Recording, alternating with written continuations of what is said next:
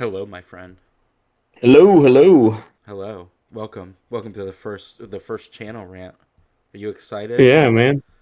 You I am. Welcome to the hot seat. I'm here to learn all about a movie I haven't seen. you're here to be my audience surrogate. Cuz I I thought am, I about it. I am. was like, "You know what? I could probably do this alone." But then I was like, "You know what?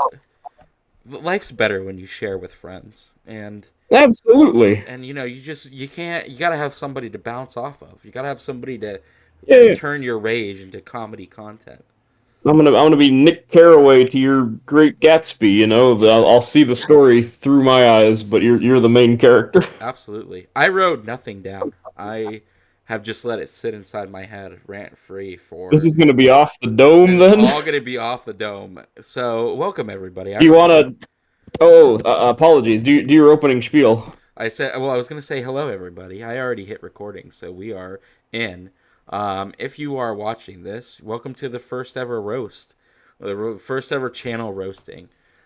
Because I saw Captain America Brave New World yesterday, and I have some things I'd like to say about it. Some things. You Oh, got now some what were rant. you gonna say? What were you gonna say? Oh, I was just gonna say, uh, some I guess upkeep or like what do you call it? Like well, the format of the episode. Some suggestion. Should I think I'm gonna let you go off the dome, but should we pull up like the Wikipedia page after the initial rant just to see if there's something you missed, I'm like if you're going to rereading break it. I'm gonna the do. We're gonna pull what you know more popular streamers than us, or what more popular content creators than us do. We're gonna walk through the whole movie, but I'm gonna try and keep it as concise as possible because Okay. we're not gonna be here for 2 hours. But I'm gonna kind No, of no, no. walk through the whole movie because it's just if you so I'll start with this, and again I'll mimic the words Yeah. of people more popular than me. It's okay to like a movie, and if you like this movie, that's fine. Here's my counter to that. I think you might have Yeah, yeah. gotten tricked into I'm liking gonna this call movie. I'm in fact gonna call out before you do that a random user on Letterbox Lay it by on the me. name of Green Arrow 777. Yep. Just by coincidence, I was looking at reviews of this movie, and Green Arrow 777 gave it 4 stars Fuck that. and Stars. said Go in his ahead. one sentence review, "This movie slaps. IDK what y'all are talking about." Dude, you know So, what? Fuck that dude. you Also, hate him. fucking dude. Look, no, we're gonna do this scene by scene, or at least unpack by unpack. But like, I think you got tricked. Do that Green Arrow, whatever your numbers were. I think you got tricked because I came out of this movie kind of like, you know what? That wasn't as bad as I thought it was gonna be. Then in the ride back home, as I was talking with it with my better half, I was like, yeah, that wasn't that bad. Then I was on the fucking crapper like 3 hours later, and I was like, wait, I didn't like that part. Then I was trying to go to bed at fucking 2 o'clock in the morning, and I was like, wait, I also didn't like that part. And I woke up this morning and I was like, wait, this movie fucking sucks. And that was the evolution of, and first time Tanner, I do frequently come out of movies riding a high. There's something about Yes. going to a movie. Though I will say we're gonna actually before we even say fuck you to the movie, I'm gonna say fuck you to guys sitting in front of us in the movie. Oh no. There were What was he seven doing? fucking people in our. Oh, and also there's gonna be cursing in Yeah, this because in this thing. you're So mad. You're riled up. yeah, it wouldn't be a proper roasting if there wasn't cursing. But fuck that dude. No, So Go full Adam Carolla. there were To 7 people in our fucking theaters, and there was this guy. He was right in front of us, and there were 9 trailers before this movie even started. Disney, I guess, was just like, well, fuck it. Nobody's going to come and see this shit. So let's just put in as much promotional advertising as possible. Mission Impossible Dead Reckoning was there. The Ferrari movie was there. Funny enough, Snow White and the Seven Dwarfs wasn't there, which I found hilarious. But both new Marvel movies that are coming out, you can be damn sure we saw both the Fantastic Four First Steps and Thunderbolts. In the Thunderbolts. Yeah, in there. But like there were 9 trailers. And Jamie and I are kind of talking and making wise as while it's going through. And then the movie starts. And I like to talk during movies, and I get it. Some people don't. And I understand that like some people want to be swept up into a movie and all of that good stuff. Yeah. Like for me, movies are talking points. Like Jamie likes to name guest actors. I like to kind of clue her in. I mean, she's not a Marvel person, bless her heart. So she's only going. Yeah, I'm curious. Actually, not only should you go on your rant, but I would really like to hear your better half's take on it as a non-Marvel. She did not mind it as much, which again, I think this movie fucking tricks you. But anyway, so it's starting. Jamie and I are talking, and bear in mind, this is a fucking action movie. Like we can barely hear each other. I have to lean in to talk to her. Yeah. And as things are going, this guy turns around and he says something, but it's so fucking loud in the movie theater that I can't understand him. Jamie just happened to be closer, so she leaned in to find out what he was saying. She goes back looking a little upset. I'm like, "What's wrong?" And she turns and says, "Oh, that guy basically just yelled at me to stop talking in the movie theater." Oh. And I like, "What? Excuse me? There is 7 fucking people in this movie theater. You cannot." And sure, and I mean I didn't get. Thankfully, I didn't get. He didn't tell me to be quiet because I would have told him to fuck himself. But and Jamie's nice enough that Jamie was. But like it literally ended like ruined the whole night for her because now she was on the spot, social anxiety. And then the funny thing is halfway through the movie, the guy gets a phone call. Now, it didn't go off in the theater, but it started vibrating. He got up and ran out to answer the phone call. So he was fine with missing like 30 minutes of the movie. Now, while he was getting out of the movie, did he whip the phone out? Like, did you see the light from the phone? Yes. Yeah, he got up. As he was getting up, he grabbed the phone and started putting it to his ear, but he didn't say anything. So he was nice enough not to actually verbally say anything. But he was. But I'd tell that dude, wait till you're out before you take the phone out, because now this is actually riling me up, because I am sort of like, I think you should err on the caution of not talking too loud during a movie, but overall, chatter never really bothers me too much about. So it depends on the movie. If it's a slow, artsy movie that's very quiet, I think that's distracting. But if it's a Marvel movie, they are the loudest movies ever produced. So yeah, that's crazy. Literally, it got loud enough that I would have had to have leaned in to whisper to even be heard to her, anyways. And like just the idea, and like I said, I do get the idea that you don't want to talk during a movie. Some people are like that. I guess I'm kind of the worst opposite of that because I feel art is, a talking point. And like even if it's dumb actiony art, I still kind of want to talk about the art because there is still interesting things happening on the screen that I want to comment on. But like just to be like, and like clearly he was rude about it because she had a very negative effect listening to him. So it wasn't a polite, "Hey, can you please keep it down?" It was more of a nastier kind of thing. But it was just absolutely batshit insane. And then the funny thing was he didn't even stay for the post-credit siege, which, by the way, fuck you, that post-credit scene, but we'll get there when we get there. But so he left like immediately too.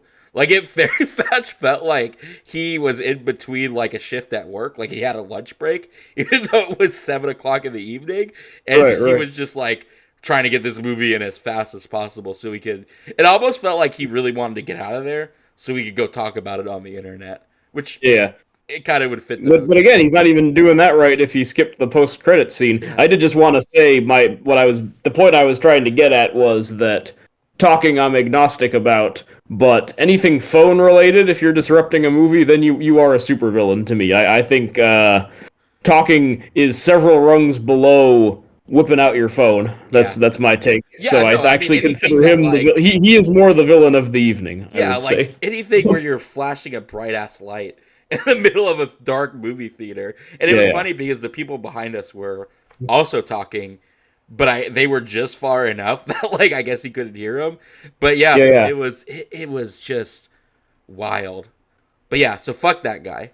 But I also, had a similar experience at Furiosa. I was not the talkers, but I saw Furiosa in IMAX. So like the end, the one at the Universal City Walk, oh, okay, which is fancy. the largest screen in town, like an enormous like dome that you're in, and it was like a half full. It was like a half full screening because it was not, that movie, if you remember, did not make set box office No, it did records. not set the world on fire. Um, but there was a couple in the row of an IMAX screening, like talking quietly, Hmm. and some dude in like a hoodie, and he had the mask on. Oh, he was full on He Unabombering it, like the Joker, Yeah, he like the guys looked like who. the Unabomber.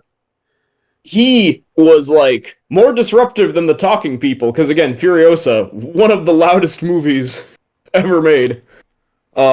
He is like shifting in his seat and like shaking his fist at them. He's like kind of doing this like I'm hemming and hawing whether I'm gonna say anything, but really loudly. So he was being way more disruptive, and he eventually walks like 4 rows down to the front row, walks halfway across because he has to get to them because they're in like a little bit more towards the middle, and he starts going like, "You have been talking this entire movie," and has to keep raising his voice because they can't hear what he's complaining about over Furiosa. God, that is so. Like, I guess, and to your point, like, if it's an artsy, quieter movie, then I understand it a little bit more. But, like, it was Captain America, Brave New World. Like, it was in the mid. Like, there were firefights already going on. There was Yeah, punchies. It was just like, dude, I can't even hear her right now. And she's right next to me trying to whisper into my ear. Like it was batshit insane. But like, yeah, that was so fuck that guy. Before we get into the Mhm. actual rant, yeah, fuck that guy. But Well, I'm anyways, sorry. I'm sorry. Your Valentine's outing was yeah, so kind of a Valentine's outings was kind of like bummer. on a sour note. Thankfully he left like immediately, so Jamie and I didn't have to deal with him at all because by the time the end credits were in, he was MIA. I really think that dude had a lunch break that he was seeing this movie on. It was just like Mhm. I gotta get in and see it before everybody else, so I can go back to work and loudly talk about it to everybody. But Mhm. anyways, speaking of talking about the movie, I am. I'm gonna. We're gonna do this. Like I said, the way of me. I'm gonna kind of Yeah, talk about the whole movie. This is gonna and be spoilers. and Um, my suggestion is, yeah, like let's go over the Wikipedia page afterwards to see if you missed anything. But I would like you to beat for beat try to tell me the movie beginning to end as you remember it. I think dude, that would it be kind of it fucking interesting. starts with like a gray and black Marvel Presents screen. Like, you know what they do? Like, I literally, you remember when Disney used to do their fucking Mickey Mouse shorts right before a movie? Where fucking, Yeah. yeah, it was like, it opened kind of like that. To the point where I was like, what are we going to do? Like, is Ant-Man going to go to fucking Baskin Robbins or something? Like, what, Right, right. why is it in A black little, and a little, a white? little Pixar, like the Pixar shorts, but for a Marvel Yeah, character, maybe. exactly. And it starts in black and white like that, and I'm just like, what Mhm. is this supposed to be? And that's the first indication that you get that like something is very jigsawy about this movie Yeah. because it doesn't make sense to the tone. It literally doesn't make a lick of sense. It doesn't fit with anything. There's no black and white scenes in this movie besides this, but that's the way it starts. And then the next bit it starts at is President-elect Donald Thaddeus. Oh wait, nope, wrong person. Thaddeus Ross, fucking becoming the president of the United States. All right, so we open with his inauguration or his welcome Yes, speech or he has whatever. won. He has won, and he is in the background. And he asks All if right. Betty's around. We'll get to fucking Betty. Don't you fucking worry about it. Oh, But right, right, right, right. Liv Tyler as Betty. She plays a part, right? yeah, he opens up a little tin can, takes a little pill out, takes it, and then walks out. David, they couldn't Mm-hmm. even like his campaign slogan speech thing is just the word together on a fucking Together. PowerPoint screen. So he walks out. It's not Make America Rossi again or anything fucking good. It's just They should like have done. They should have done hope and change, and they should have drawn him like Shepard Fairey's drawing of Obama, the red, white, and blue one. It's very iconic, like Even a Harrison that. Ford, kind of with the red, white, and blue It drawing. That looks would have been like a cool. DVD screen. It looked like you Mm-hmm. remember the old, when your Blu-ray would pause long enough and like you'd see Paramount Plus bouncing around on the screen. Yeah. It looked like that, but it was just the one word together. And he comes up to the Together. stage, the podium. He starts talking about celestial bodies and half the fucking world disappearing. And this is the first major rant point of the evening. We gotta fucking stop putting Harrison Ford in movies. I get it. Whoa. I fucking get it that you want Indy. You want fucking Han Solo. You want Witness, the guy who seduced The Amish woman. the Yeah. Amish woman. You want that dude. I get it. Great movie. Future episode, I think. I fucking get it. He's been a president before in probably more than one movie. But guess what? Those movies were 5 million BC years ago. Fucking dinosaurs roamed the earth the last time those movies were made. Harrison Ford does not give a shit anymore. He has said in videos and in press releases that he does not give a shit anymore. Yeah, and for this movie, that very funny where the like really hyperactive nerd host lady is like, "Are we gonna see Thunderbolt Ross as the Red Hulk?" And he just goes, what is a Red Hulk?"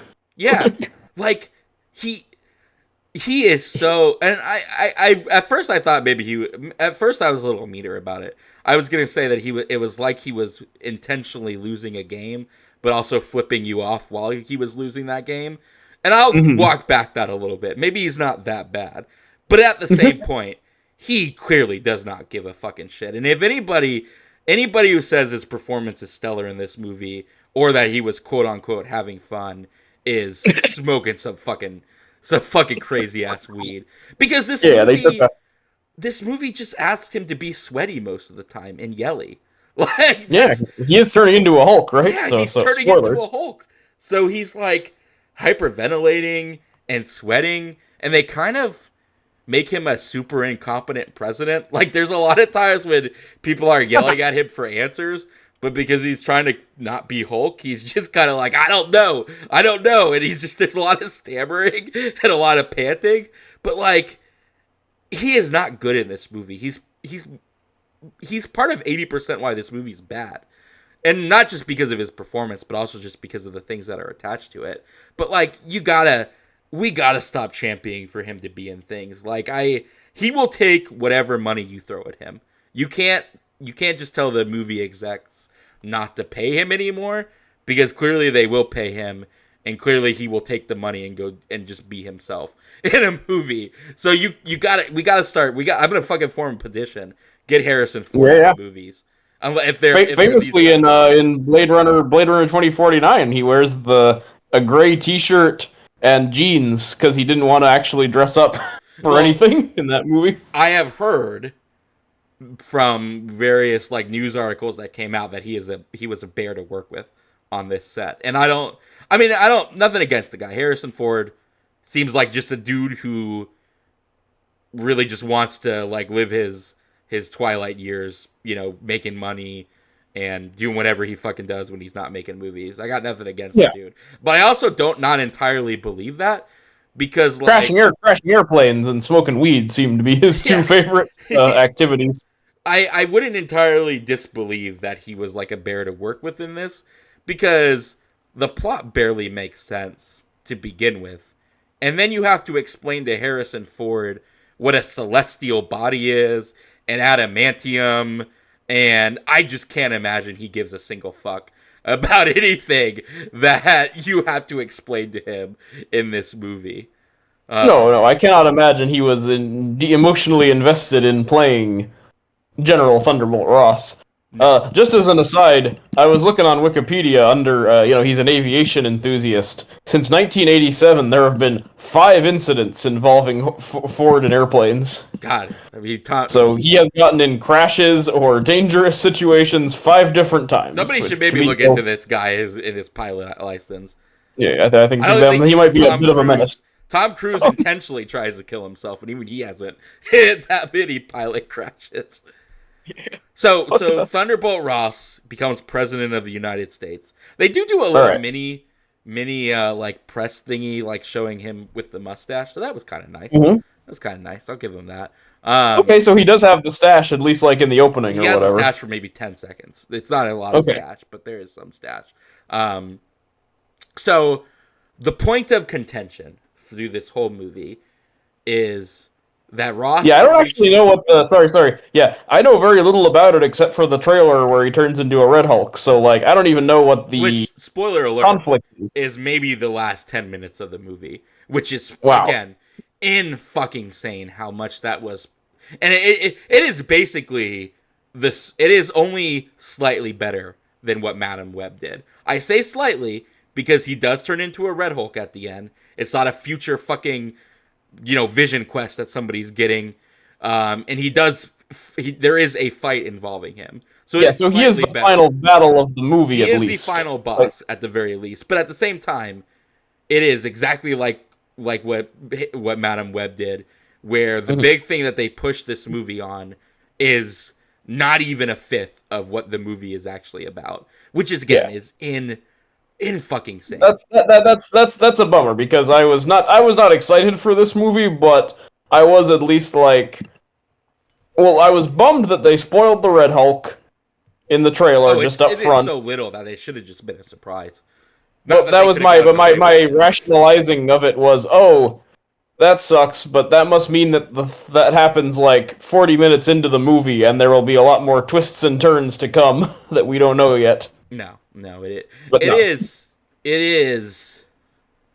I get why people say there was a review that basically says it rehashes a lot of the plots of Winter Soldier, and they ain't wrong. They are not wrong even remotely. This is a spiritual successor to Winter Soldier, and the fact if you call a spiritual successor a fucking Homer plagiarizing a fucking essay and just changing it from it was the best of times, it was the worst of times to it was the worst of times. That's basically the level of kind of change that this movie has. But we're getting ahead of ourselves. So Ross becomes president, and on this PowerPoint presentation of togetherness to unite everybody, and then it cuts forward to like him nearing his 100th day in office, and he's talking about like his legacy and stuff,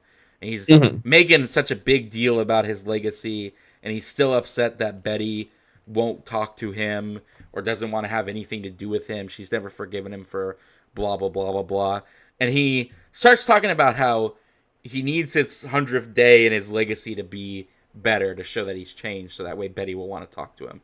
And he starts talking about this fucking treaty. And this is it a cherry blossom tree? He starts talking about a treaty. So the point of contention kind of in this movie is that he wants to do another Accords. Why it's called an Accords, I couldn't fucking tell you. Nothing in this movie. We're doing the Accords again? Kind of. It's the movie. I actually did look at the Wikipedia page before this, and I do think it's funny. The Wikipedia page explains what this is better than the fucking movie explains what it is. Because the big thing is that the celestial body, the eternal celestial, if you remember that fucking movie, I do not. I didn't watch it. it caused this celestial body to appear in whatever fucking ocean it's in. And from that, they found out about this amazing new element called adamantium. And everybody wants this element. It's better than vibranium. Blah, blah, blah, blah, blah. Well, Ross is trying to propose a treaty that will make it so everybody has access to adamantium. not just one person.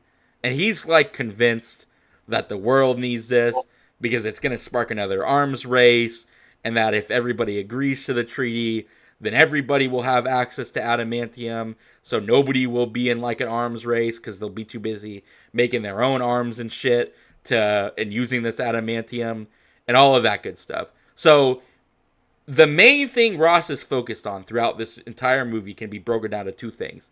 He wants Betty back as his daughter, and he wants this fucking treaty to go through. Again, this treaty is fucking so... The movie cares so little about it that I had to go to fucking Wikipedia to figure out exactly what the fucking treaty was. And again, most of that seems to be just whoever wrote the Wikipedia page extrapolating what the intent was. The movie does not give a single fuck about this treaty. It doesn't factor in how little it factors into the movie is arguably laughable. But that's where Ross's head's at. I gotta get the treaty. Now hold on. Yeah. I just want to say, everybody. Yep, go ahead. Never mind. I was trying to find the accord or treaty in the... Oh, okay, yeah. So, a platform of negotiating equal trade for the metal of other countries, I guess, is the gist of his thing. More or less. And the central tenet of this is going to be the adamantium they can get from the Eternals planet, I guess? From the Eternal Celestial Body, yada, yada, yada. Okay. So, got it. Japan... Because this is another major plot point in this movie. Ooh, cut into Japan.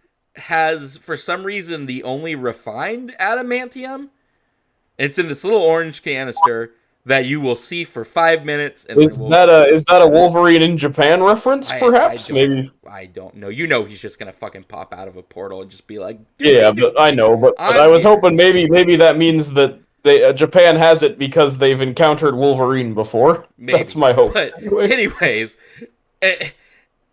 when I tell you how little Adam... Like, I thought maybe it was going to be some MacGuffin at the end. I thought maybe he was going to have to, in order to stop the Red Hulk, he was going to have to form a special adamantium, like, feather wing or some shit.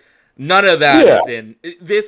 This metal... Pay off the adamantium that you're talking about the whole movie. This fucking metal is so not important to this movie that you could have called it unobtainium or raritanium. Yeah. Like, you know what? I'll even give this to fucking Avatar. Avatar does a better idea with unobtainium because at least in fucking Avatar, there's people fighting over it and you're being told how important it is. In this movie, it's a fucking PowerPoint presentation and then it fucks off for the rest of the movie. But it's still... of vital importance in the most nebulous of ways. Lets you know why they're burning down a forest and murdering everybody. Exactly. You're like, okay, they really need that unobtainium. Yeah, they really could it have been vibranium? What do like your Avengers Age of Ultron? They're fighting over vibranium for a bit in that movie. But yeah, I mean, at least you see it at the end. Like you see him fighting over it, and Ultron's like, "Hey, I need this shit," and like you see it used in his big fucking meteor town leveling thingy. Yeah, his Joss Whedon explodey thing. Yeah, his Joss Whedon explodey thing. So at least, hey, you figure out why it's important. But so Japan has this refined adamantium. It's the only refined adamantium in the whole entire world. And the Serpent Society takes it. Oh yeah, you gotta tell me about. Oh, you got to tell me about the Serpent Society because I got no idea what's going on there. Get in there. The Serpent Society takes it while en route to, I guess, DC because there's some kind of peace summit thing going on. But in any, it's so fucking not important. It's hilarious, but the adamantium is fucking stolen by the Serpent Society and taken to Mexico. So Ross calls Sam, is like, hey, I need you to go get the unobtainium. And he's the adamantium. You know what? Fuck it. It's unobtainium or adamantium. You guys fucking know what I'm talking about at this point. Fuck it. So Sam goes to Mexico to get it back and goes with like a military force and also new Falcon, which is Joaquin Torres, who, to be fair, is good in this movie. We're gonna get to Okay. some highlights because again, this movie tricks you into thinking it's good. Falcon Junior's all right. So Falcon this sounds very Junior's similar to like the opening of Winter Soldier when he's doing the Batroc the Leaper fight, like he's leading a commando team, right? exactly, yeah, it's more or Okay. less the same thing. It's just a more military version of it. There's even, I mean, it. Spoiler alert, it's a setup. So it's also exactly like Winter Soldier in the sense that it's a fucking setup again. It's a setup first mission. Another frame job, yeah. About it. Again, this movie just is fucking. It's just a fucking clone of Winter Soldier in so many ways. It's so funny. Um, so he fights. He goes, and Giancarlo's there, and this is where the movie starts to trick you. That dude is so fucking good in this movie that it is a crime that he wasn't just the villain throughout the whole thing and that they didn't give him Yeah, so like you're like, why was tails. Giancarlo not the main villain of He's this so movie? good.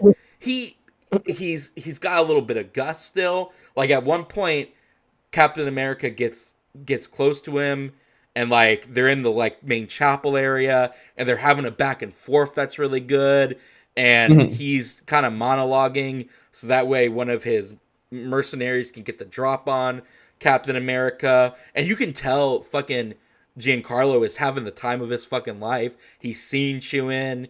I think he really wanted like he said in interviews that like he liked Gus, but Gus was more of like an intellectual dude and he did kind of Yeah. want a guy who could be a little actiony. And like you can tell he's really enjoying the fact that he's a little bit Awesome. more physically present. He Yeah, yeah. doesn't fight. He doesn't fight Sam in this part, but he does later, and it's probably one of the best. It's sure as fuck better than the Red Hulk and Sam fight at the end.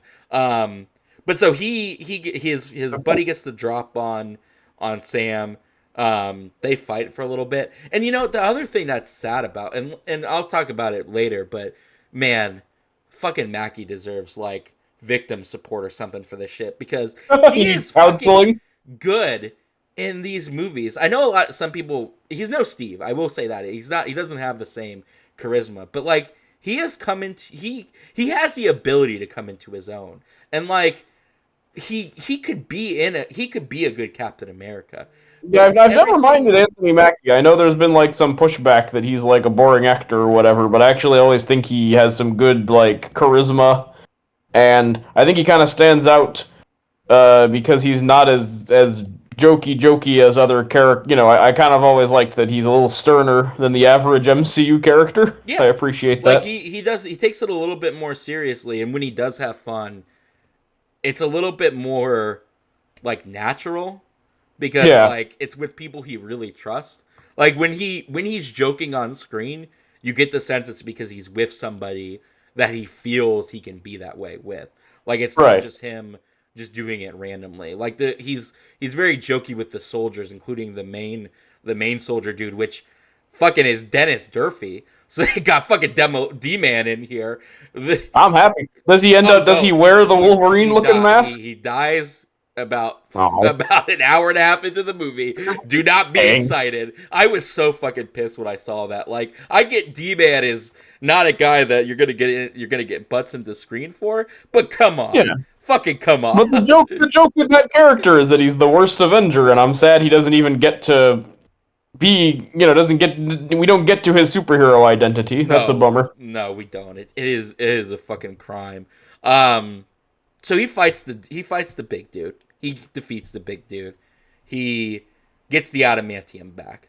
Everybody's like, "Oh wait, this is kind of weird that like the buyer for, you know, the adamantium never showed up. Do you think it's a setup?" Blah blah blah blah blah. Of course it fucking is. Joaquin Torres is kind of coming into his own as Falcon. He's asking for tips and tricks, and Sam thinks that he has done enough to earn a right to like be kind of let into the club. And Joaquin's like, "Oh, I get to go meet Ant Man." Ha ha ha! Very funny.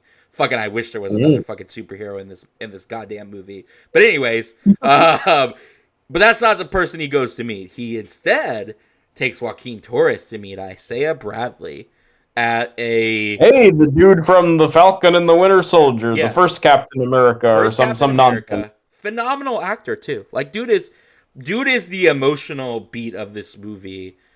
Yeah, good actor, has a very sad face. Yeah, he has a very sad face. His scenes are very moving. Again, this is where the movie tries to trick you into believing it's a good movie because he is very good in this movie, and him and Sam Yeah. are kind of like the emotional core of the movie, and that really works.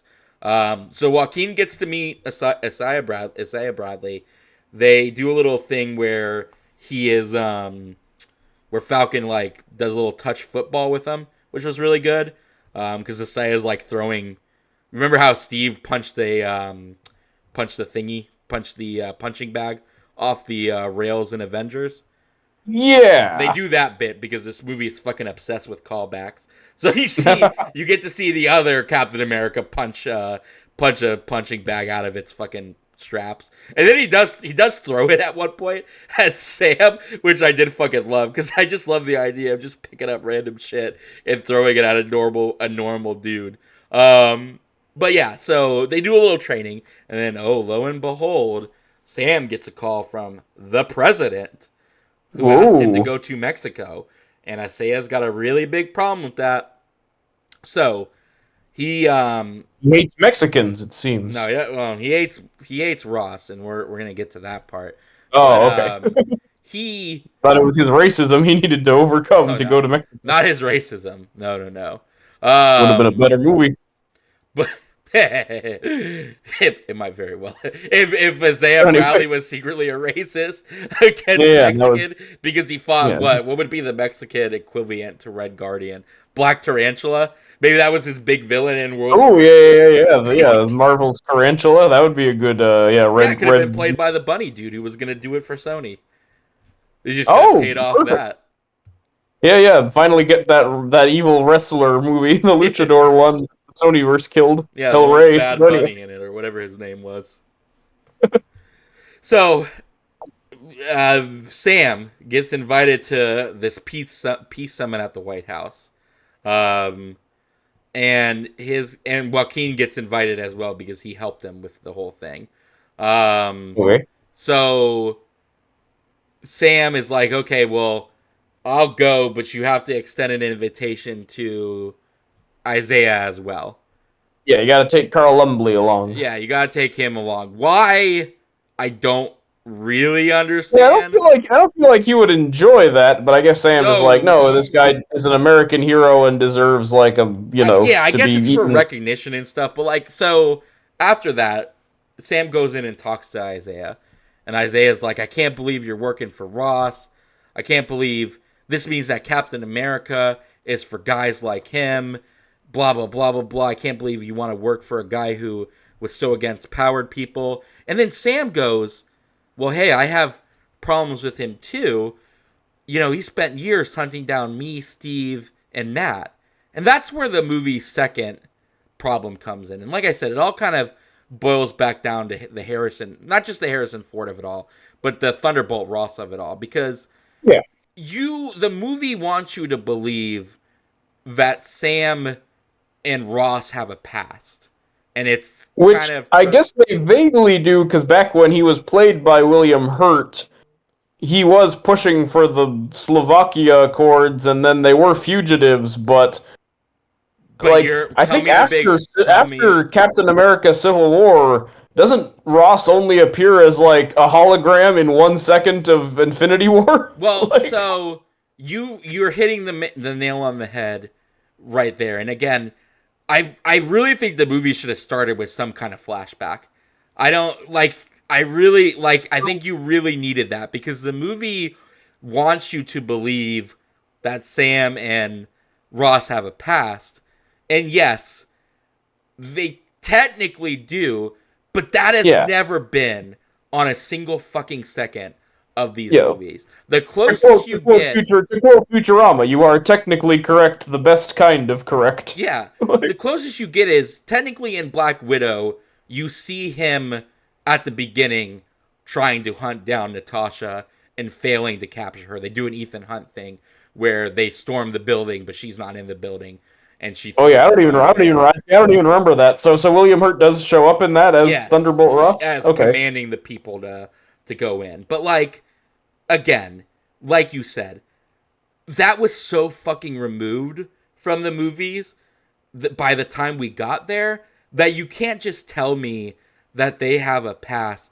because the other problem is Thunderbolt Ross was played by a fucking other person last time he showed up.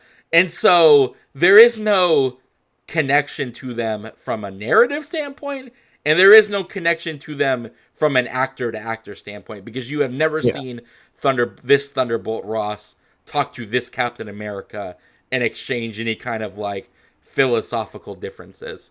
Yeah, Um, you're basically. I mean, essentially, he is a new character because Harrison Ford is a very different man from William Hurt. So you know, yes, and and I know they kind of can make it work, like your Don Cheadles or whatever. But at least Rhodey is in a lot. Like you see a lot of Terrence Howard Rhodey, and then you see a lot of Don Cheadle Rhodey. You know, right, and they are technically different. Like Don Cheadle Rhodey and Terrace Howard Rhodey are very much different characters, and like he yeah. goes out of his way to kind of make himself a different Rhodey, and I think that Mhm. also helps. Harrison Ford doesn't give enough of a fuck to make himself a different Thunderbolt Ross, and in all honesty, to be a little nicer to Harrison Ford, the script doesn't give him a lot of reason to be a different Harrison Ford, a different Thunderbolt Ross either, because half the time he's just sweating and hyperventilating and being and Next, being he's like about the to turn world's into a worst red hole. president. But yeah, so Isaiah's like, "Oh, I can't believe you would work for this guy. I can't believe you would do this. I can't believe you would do that." And Sam's like, "Oh, we got to be for the people. I'm trying to work with him, not against him."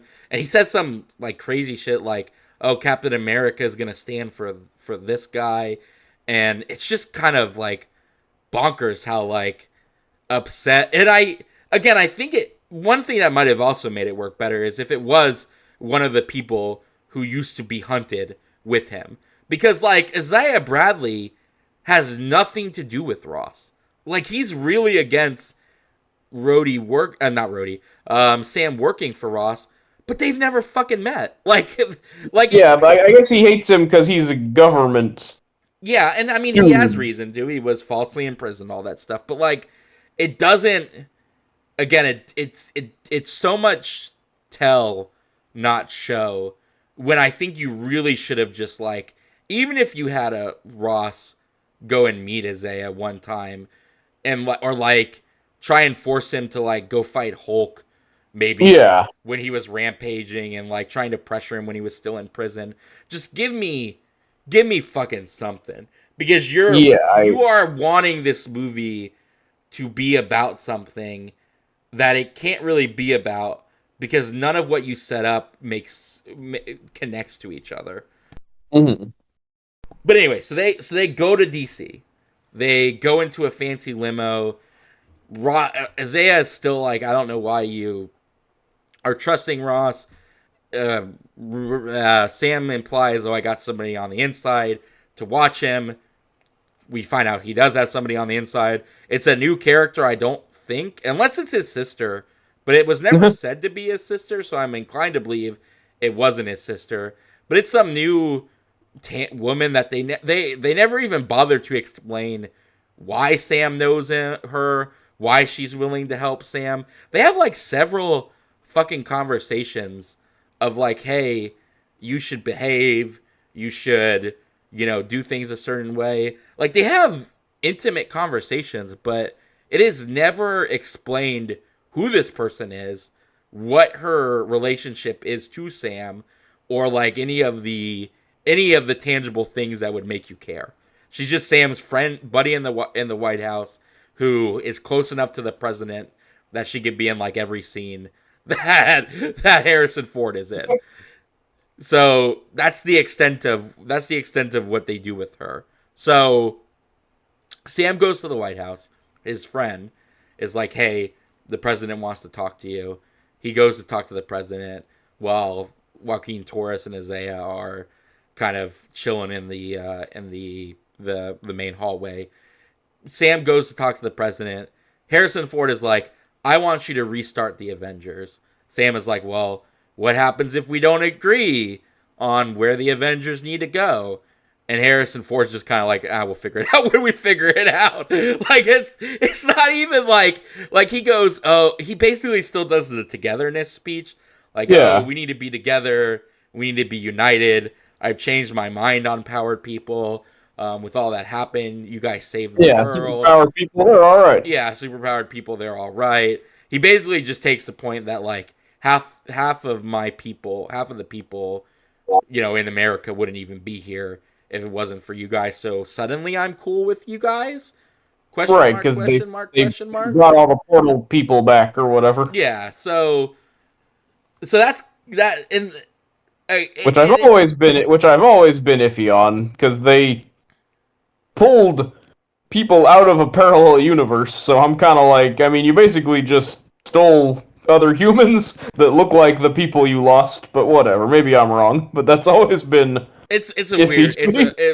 that whole thing is weird. But so he's still like, I don't know if I can trust you after all you've done. And again, it's a bunch of like, oh, we have this past that like we've never seen, but I'm still heavily referencing it.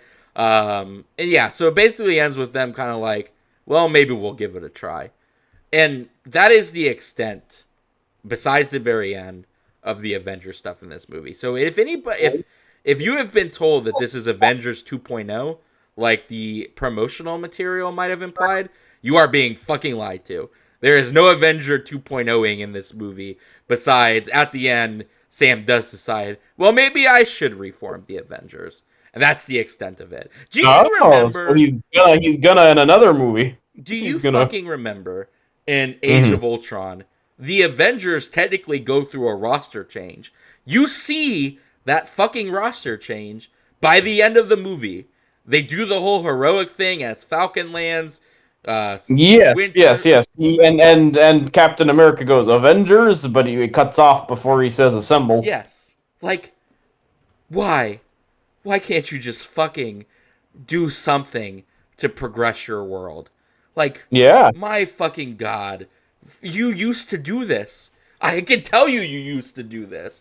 There was a whole fucking ending where you showed a new roster of Avengers. You've been teasing the fucking Young Avengers for what is it, like maybe 5 movies and TV shows at this point? Even fucking She-Hulk had Scar appear at the end. Like, why aren't you world building anymore? What are you so fucking afraid of? It's just mind-boggling. I know this.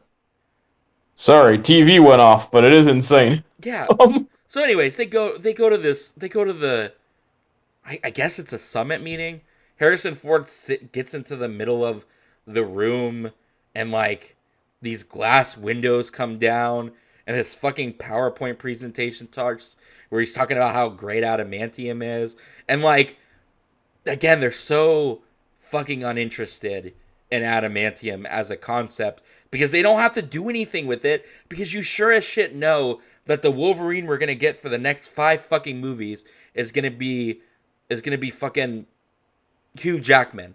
So like, yeah, and that's the only character that really really needs adamantium. So why the fuck would they care about it when they don't have to do anything with it in the first place? And you can tell that they know that because there is 3 things that pop up for adamantium. There's like some kind of like garden to indicate it has some kind of like healing properties. There's a fucking like weird sciencey DNA strand to indicate it has applications in like, I don't know, fucking science, whatever you want to call it. And then there's a fucking missile launcher to indicate that it has applications in defense. Those are the 3 things that pop up while he's talking about adamantium and how great it is. And he has these, and everybody's like, ooh, oh, that is impressive. It is funny though. He does mention that it's better than vibranium, and he kind of like, he's like, oh, and it's not being monopolized by a bunch of insular people. And I'm just like, I'm pretty sure the whole point of Black Panther 1 was that they weren't insular anymore. So I think that's a little low key racist. But you know what? You're a white man who clearly has some anger issues. So I'm, maybe they're doing that Wait. intentionally. Sorry. What is racist? What are we? Well, I was confused by that point. he talks about how adamantium is better than vibranium, and then he's like, Oh, and it's not like being held by an insular village or like something. He basically implies that again, it's not being held ransom by Wakandans, the adamantium, but he does it I in a see. They weird don't have way, and to like fight Wakanda. yeah, maybe I'm being a little bit mean into the subtext. Maybe I'm trying to poke at something that isn't there, but like it No, comes off. maybe they're saying like it's not those awful savage There is Wakandan. like I just felt like the way he was saying it just felt like there was a little bit of a like, oh, and it's not being held by those guys. You know what I Yeah, mean? Wink, wink, nudge, nudge. And I was like, yeah. man, that is so Those fucking weird. hostile foreigners. Yeah. Yeah, Um, and like Wakanda's not even insular anymore. So like, what the fuck are yeah, you even talking about? he opened up the border Yeah, in the Black like, Panther. but so that's as far as this peace summit press conference, whatever you want to call it, gets because a song plays and I want you to I want you to wager a guess as to what fucking song plays. I'll give you a hint. It is a callback to the movie that the leader stars in and has something to do with his name. Ooh. Oh. Um. Jeez. You're putting me on the spot. I'm gonna say "Sweet Dreams" by Eurythmics.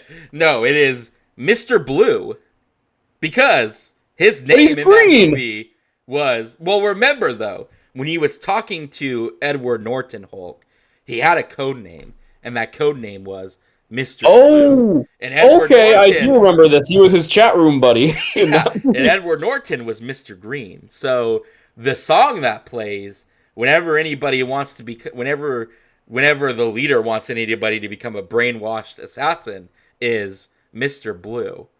Hmm. That is never that callback is never fucking explained. Nobody ever even asked why is it that song specifically. And I get it's because nobody cares, but also it is so fucking funny because who even remembers that?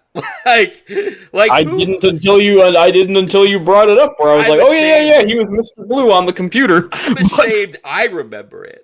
And I'm a comic book nerd. And I'm ashamed that I'm the one who fucking knows it. Like, but yeah, so Mr. Blue plays and Isaiah, which I know I'm butchering that name. I apologize. I do actually love that character, and it is great to see him in more things. But he goes into a trance. And then some other people also go into a trance. And they try and they shoot at the president. They don't try and kill him because, as is many things in this movie, it is a setup. But they shoot at the president, and then they run, and that's when you meet the second. That's when you meet like the third most important character in this movie, because Ross has a security consultant friend who is a woman, and she is a former widow, and they just kind of like breeze over that. And I guess that's kind of what I'm talking about. Like at the very least, they're not everything has to be overtly explained. Ross just for some reason has an Israeli and black former Black Widow who is now like his security chief. I thought maybe it was a Mhm. comic book character because fuck it, it'd be nice if we were at least introducing some more comic book characters. But I don't think it is, as far as my research is done. But so Sam goes to like race after Isaiah because he runs out of the White House. The Black Widow, the former Black Widow, subdues the other gun people. Bear in mind, at this point, there are 5 like people who have shot at the president in this Yeah. room. So like there is more than one perpetrator. And they're all random people. Like they're all very clearly people who were somebody else before they became president assassin number one, two, Like three, and 4. we're clearly Yeah, brainwashed citizens, or clearly whatever, right? brainwashed citizens. So Sam runs out to chase after Isaiah. He gets him at a garden. Isaiah wakes up and is like, I don't know where I am. What's going on? Sam convinces him to go to jail, even though it's heartbreaking. And again, it's a really good scene where he's like crying and saying, I can't go back. And Sam's like, you have to go back. It's going to be worse for you if you don't go back. I will do everything I can to help you. All of that good emotional beat stuff. And he turns himself in.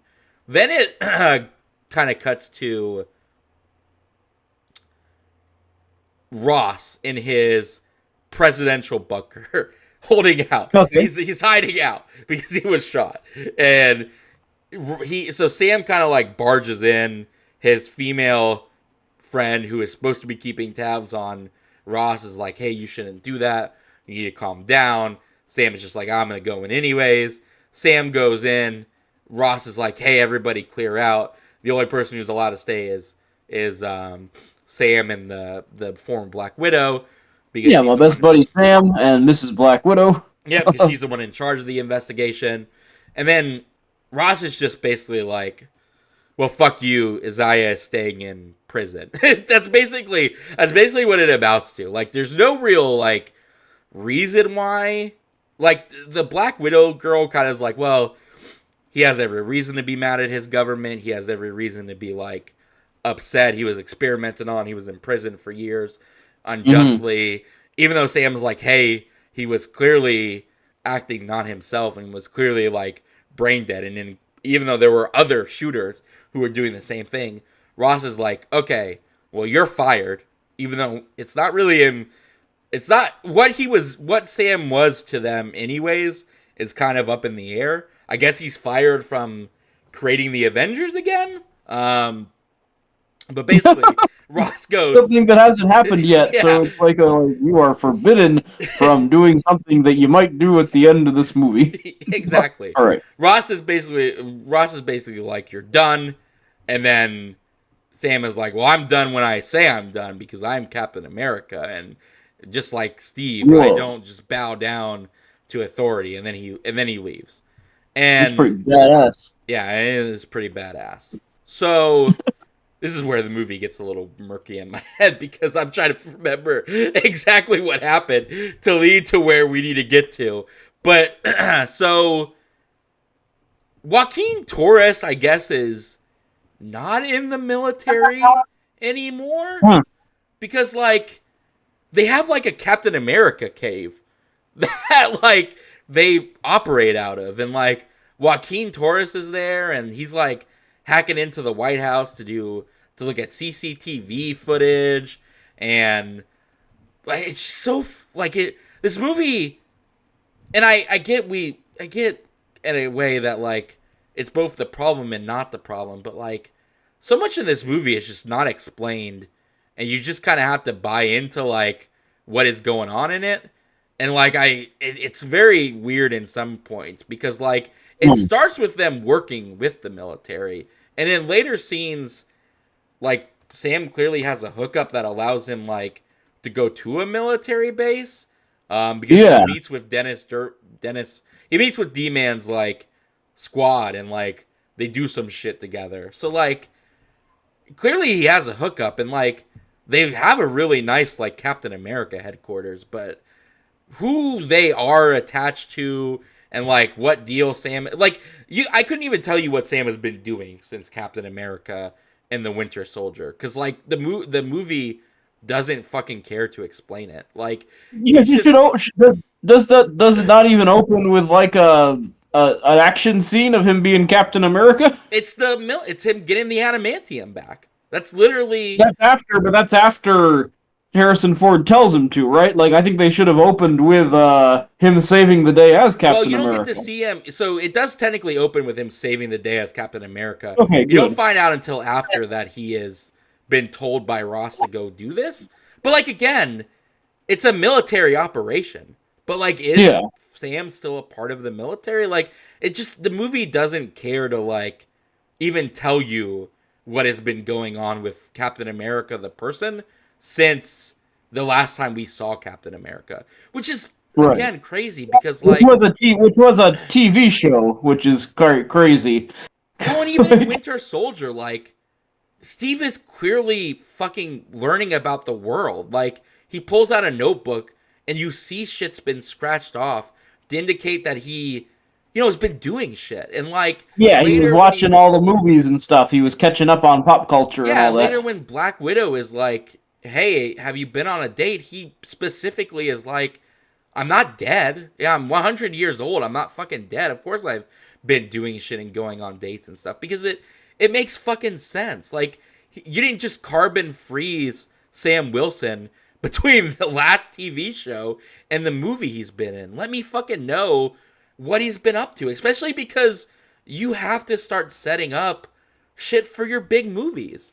Like, again, this movie, there have been things that have said this is Avengers 2.0, and it isn't, because all he does at the end is say, well, maybe I will start the Avengers. And Ross was right. We do need the Avengers. And I guess he kind of recruits Joaquin Torres at the end to be a part of his But new Joaquin Avengers. Torres sounds like he's already his sidekick, like, throughout the movie. So Yeah, it's no, not he even is. a. He is the fucking Falcon in this movie. Like, that So is it's not who even he a. So is. it's not even a recruiting thing because he's already been there the whole Yeah, time. Don't call it a. Don't call it a comeback. We've been here the whole time, as yeah, they say. exactly. Like, it's just it's so bonkers to me. Like, you could have told me he was like you have some aspects of superheroes are still meaning. If you remember, Shang-Chi ends with fucking Miss Marvel and Oh yeah, Bruce Banner. on the computer screen. Yeah, Everybody on shows up as fucking computer holograms. That's screen. all they do now. That's Yeah. all characters do these days. So like, people are still talking to each other. Like, it's not like they just broke up and now live all in separate universes. Like, Right. it's crazy, man. Like, and again, fucking Age of Ultron ends with you seeing the next team and them giving you something to be excited about. This movie does none of that, and like can't even be bothered to set up like its future in a meaningful way. And I really think it is, again, because I've also heard this. People have said that like they knew it was gonna be bad, like that was kind Yeah. of a known factor as this movie was being made, and I believe it. I really think that like at one point Disney looked at this shit and was just like, you know what, this isn't gonna be good no matter what, but we spent too much money on it, so let's just slap it together as well as we can, ship it off, and just bank on the other movies being more interesting. Because even fucking Thunderbolts, at least it seems to be doing more with its world, because people are asking, well, who's gonna be the new Avengers? And they fucking fight. It seems like a good portion of the movie ends with them being at Avengers Tower. So I'm assuming they're trying to take it back or something. Like, at least they are actively trying. Though there, Bucky. Spoiler alert: Bucky does appear in this movie, and it's fucking funny as shit when he appears, Okay. because they do something with his character that it was almost Miles Warren esque from fucking Rhino. I just did a double All right. take. I was like, wait, what? Why would that be a thing? But that we'll get there. But so Joaquin Torres is hacking into the CCTV and finds out that before things happen, there was a series of flashing lights on on Isaiah's phone, and there was flashing lights on the other people's phones. Oh, the Uh, four lights in Star Trek. yeah, the flashing brainwashing lights. And during this also, Sam goes to see Isaiah. And they have like a really heartfelt talk, and again, it is good. Like, those scenes are good because again, they're the emotional beat of the movie. So he's not with Joaquin Torres. He's driving back when Joaquin Torres is like, "Hey, there were these lights on the fucking phone," and that must mean something. And at the same time, the lady is over at the prison finding out about the lights as well. Yeah. So there's That, so that, that, there's that, that there's might have been lights. that set him off like the Manchurian Candidate. That There's was his lights, like. yeah. There's All light right. stuff shit going on. So Sam is riding back, and he's going through this like middle of nowhere town, like this town that looks like it's just a street. Yep. And who appears but fucking Giancarlo in that scene from the trailers Ooh. where he's got the like AK and he just like brings it up with a smirk on his face and starts hosing Mhm. down the car. It's again, he is so fucking good in this movie, and it is batshit insane that he was not just the villain. All you Right. had to do was give him some scales. Just give him some scales. He wants to fucking, I don't know, he wants to bring America to its knees, and there's a nuclear blah blah blah blah blah that he wants to get, and that's, or he's trying to genetically turn his whole, I mean, I guess that's Amazing Spider-Man, but he wants to make more lizard people. So he wants to make more lizard people. He either that or he has a nuclear bomb that he's trying to ransom America for. Just anything. Just fucking make him the villain. Mhm. Maybe it's a little too cliche, but it had been better than this shit. Spoil it for me real quick. Does my boy Baron Zemo show up? No, Baron Zemos doesn't Oh. show up once in this. Is he even still alive anymore? Where did he end on that?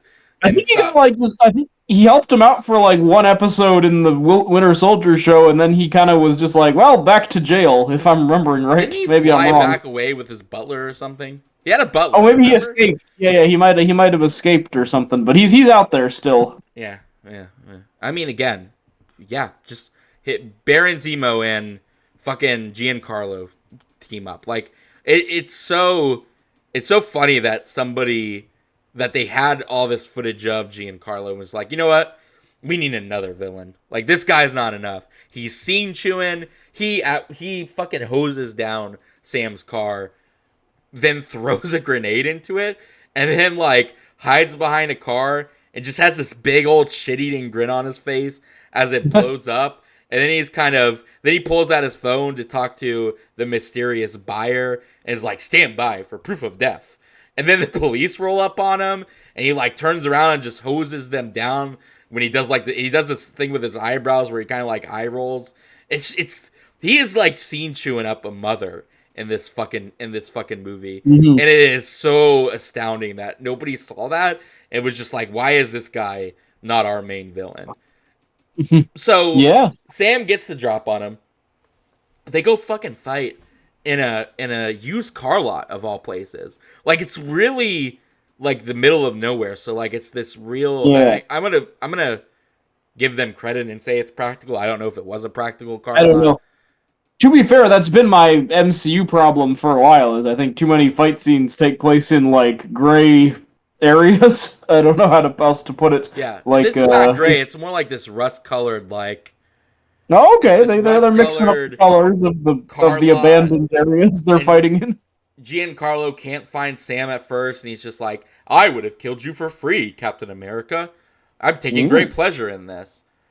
You're nothing without your shield and your suit, and blah blah blah blah blah." And at one point, Sam like pours acid onto a car battery, so he starts filling the area with smoke, and then he gets the drop on Giancarlo, and he's like, "I'm not without my suit. I'm a little bit more meaner, not inept." And that's where that fight ends. It's really like again, I'm probably not selling it up as much as I could, but it is really good and is again a better fight scene than one that this movie chooses to end on. Yeah, better than any Hulking that happens in Yeah, this better movie. than any hulking that happens. He gets the phone from Giancarlo, and that's when we get our first bit of the leader as he's talking over the phone and baiting Yeah. Captain America. He talks a lot about statistics, which be prepared because that's kind of the leader's superpower is statistics. He knows That's 1.85% of whatever. Yeah, Yeah, yeah. at one point Giancarlo was Probability. like, "There's an 85% that you were gonna survive the explosion," Mm. and and and the leader's like, "Oh, I've seen all the probabilities, blah blah blah blah blah." I don't think he's seen many of the probabilities because he's pretty easy to fucking defeat at the end, but we'll get there. It seems like he's not seen a single one. Yeah, but so anyways, he while this is happening, more brainwashed soldiers shoot the everybody but Isaiah. So everybody involved in the conspiracy gets shot by another brainwashed dude, except for the only dude who was named. So that happens. So Okay. the Black Widow lady now believes them because clearly something is going on. Even though something was clearly going on from the offset, and that's been apparent from like minute one of this conspiracy. That's not a conspiracy. Um, so So Joaquin Torres tracks the call to Camp Echo One, which is a mysterious satellite in like the middle of Pennsylvania or some shit that like doesn't have any other like bases or anything near it. And Sam's like, oh, that's where they go to take the people that they want to just go into a hole and disappear forever. So they go to Camp Echo One. They break into it. They find themselves a real mad scientist lab. Um, Ooh. and they find evidence that like the person who was being held in the prison was doing the brainwashing, inventing the brainwashing tech, and also had like Ross's medical records. And they're like, oh, what does that mean? And then our darling man of the hour appears. Good old Samuel Stern, who The leader himself. I'm sure you all remember as the leader. Yeah, end of Incredible Hulk, the goo is pouring into his head. Yeah. So he appears because he's taken over this base. He doesn't look bad. I mean, he tricked me too because like I thought he was good. Like in this scene, he's good because he's like monologuing and he's half hidden in shadows and he looks kind of bad. And he's talking about statistics again and fucking acting like he's the man in charge of everything. And he also tries to. There's a lot of like, oh, basically the leader's whole thing when it comes to Sam is just like, hey, you should also hate Sam. Or not the leader's thing when it comes to good old Captain America is, hey, you should also hate Ross for reasons. Oh, got it. You should. So he's telling Sam he should hate Ross. Yeah, you should hate Ross. You should join me. You should want to see Ross destroyed as much as I want to see Ross. Yeah, why is Sam like so? Why does he need convincing about this Ross thing? Because, like, Ross has been a jerk to the Avengers. He's been a jerk to Isaiah, his best buddy. I don't know. But seems like he's in denial for a lot of this movie. He kind of is. But again, the movie, like, it's not, doesn't care enough to make the issues between Ross and Sam like a prevalent thing either. Because, like you said, Isaiah is at this point Isaiah is very clearly being framed for this. And like and sorry, but yeah, like to your earlier point about how you need to show stuff for the audience. Like I don't even like the Falcon and the Winter Soldier. It might even be one of my least favorite Marvel things, but I remember Isaiah in that show and he has like a connection with Sam, like they have an actual like emotional scenes together and they build a respect. And it's very weird that they're trying to sell us on like, oh, Sam is torn between Ross and Isaiah when it's like I've only ever seen him be buddies with Isaiah. I didn't even know he knew who Ross was per se. Yeah, exactly. Like again, it's like and like it's so clear from even the beginning that like Ross just doesn't care enough to let Isaiah out of prison. Like that's the extent of it. Like clearly brainwashing is going on. It's very apparent. But like because this movie has one of the main villains, the president of the fucking United States, obviously Sam can't just keep going and talking to Ross. Like that can't be a thing because Ross is the fucking president. He's in a bunker. It is funny though. At one point he has a Zoom conference with like that's also because that lets Harrison Ford put his feet up. Yeah, well, when he's sitting around in a bunker. He spends a lot of time in a chair. I will tell you this. And so that is a part of this. But like at one point he has like a Zoom conference with two other foreign states. And he's trying to convince them to go back in on this treaty. Because again, the most important thing for Ross in this movie is either Betty or this treaty. So whenever Ross is involved, he's talking about this treaty.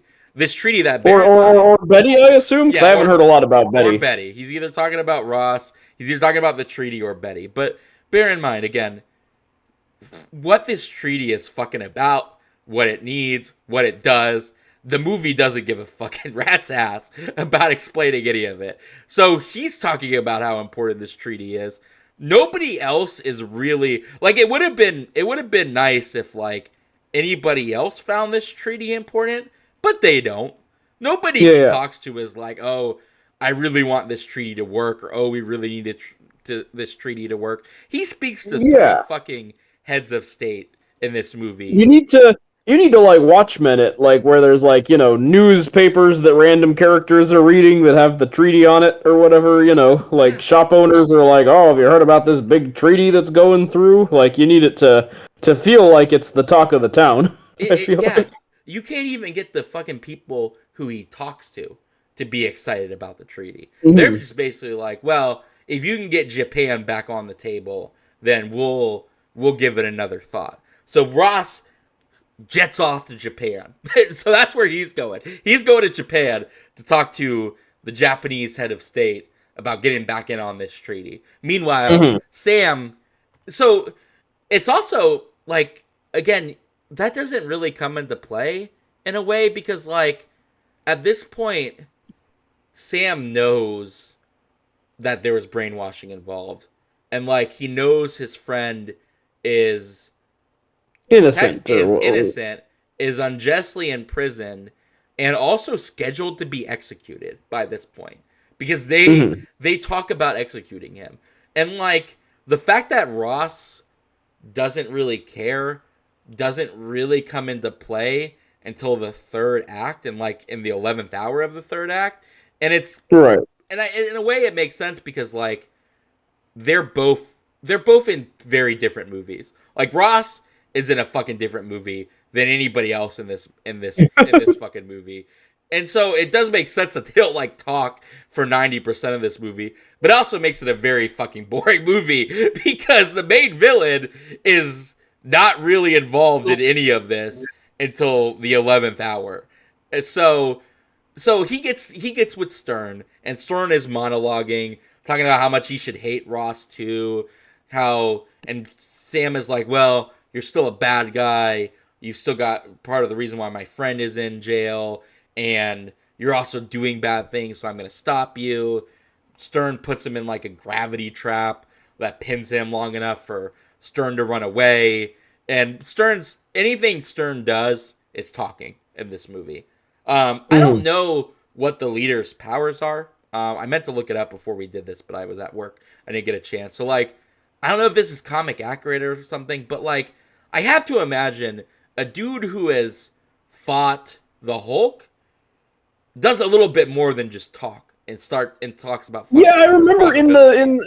in stories I've read, he has like ESP type powers. He can like throw objects and shoot laser beams from his head. Okay, He has like mind powers essentially. any of that, any fucking minute of that, because like the movie just tells you he's smart, and like that's all that And the yeah, movie he does. has that too as well. He's a But smart like guy. But there are so many fucking super geniuses in this fucking universe. Like you're telling me he's smart, and like later you find out that he's been building tech for the military for fucking year for 15 years, and it's just like hmm that is Hammer, that is Stark, that is fucking Pym. Like that is a character arc we have seen so many times in this fucking universe that yeah. like you are really not treading any new ground, and I get it. Their comic book supervillains are usually super geniuses. I get that that's a thing, but like any of what you said sounds 10 times more interesting than what they fucking hmm do with him in this movie. So his brainwashed goons attack. It's kind of a cool fight scene. Again, the action in this movie is not a problem in my eyes. There's a lot of really cool stuff. Like at one point, Sam jumps up and kicks the shield, and like it does a really Ooh. cool boomerang thing. There's a lot of cool, interesting like uses of his suit. I'm a big tech guy. I like when Iron Man like is doing Yeah, yeah. like Shows off his weird. cool stuff. Yeah, hmm like there's a point where Red Wing like grabs the shield and protects Sam, because Sam is flying forward and there's stuff shooting at him from behind. So like the Red Wing bird thing grabs the shield and like blocks the shots for him. That's kind of cool. That's neat. Yeah, there's like a lot of really cool like shit like that kind of happens that I do think is Yeah. good. The woman shows up. They also fight her because at this point, I guess Stearns is just like trying to kill everybody. It's really like Oh. for a second they act like they're gonna arrest Sam, and then the radio crackles to life, and they all get the Mr. Blue song, and they start trying to kill everybody. So that's a thing that happens, but it's again, it doesn't amount to anything. It's just more blank faced people shooting at Sam. Like that's really what it extends to. That's 90% of the people he faces in this movie are just blank ass fucking people who are just shooting at him. So they kind of go off grid because fucking Harrison Ford's in Japan now at this point, so nobody can go and talk to him. So they go back to like D-Man's base of like where his soldiers are training. I guess it's this weird like Right. middle of His Goon nowhere. Squad. Yeah, it's middle of nowhere. It's his like, his halcones. Yeah. It's just this middle of nowhere base, and they bring Giancarlo to Sam to have like a talk because Sam is like, well, clearly Giancarlo, being the good guy being the good villain that he is, will have information on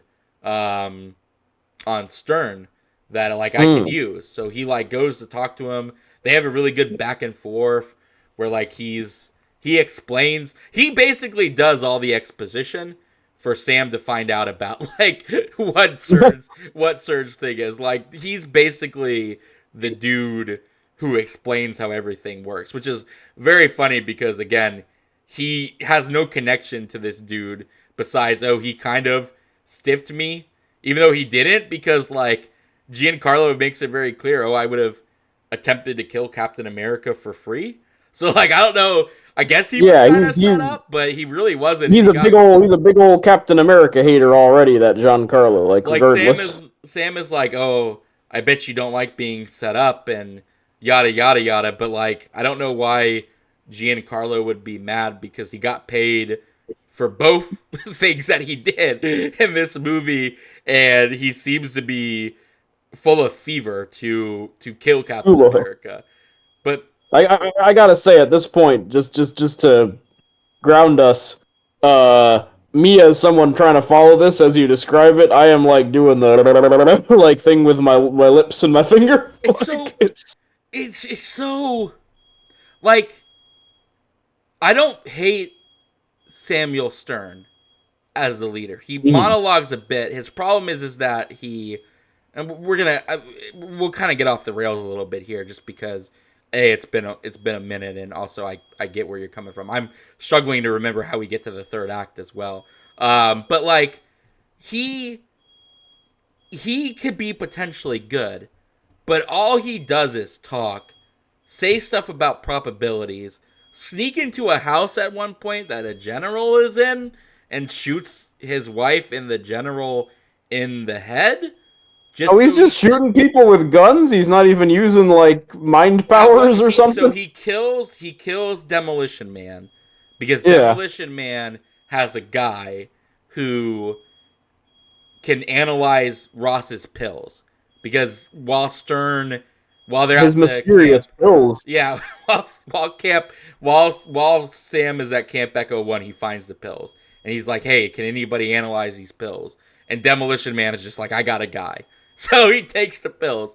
So he finds out. So while Sam is off in fucking who knows where at this point, I don't remember. Yeah, so we're figuring out like what Harrison Ford's grandpa medication is. Yeah. That's like the major plot point of this movie. Dennis, D-Man gets a call from his friend, and he's just like, what the fuck are these pills?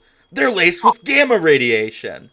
What the fuck are you in? Whoa. And like, so Demolition Man, D-Man, goes off to like convey that information to Sam, and for some reason the leader is just there in this military base that's like in the middle of nowhere. He walks up like he's just on a Sunday fucking stroll, holding a sonic device and like turns it up and D-Man dies of heart failure. Like there's a lot of heart issues going on in this fucking movie, as you could tell. But like that's the end of D-Man. He dies tragically, not able to tell when Captain America that that the pills have gamma radiation in them. That's the extent of that character's journey, and that's the only interesting death that Samuel Stearns is a part of, because everybody else is either brainwashed or he just shoots him with a gun.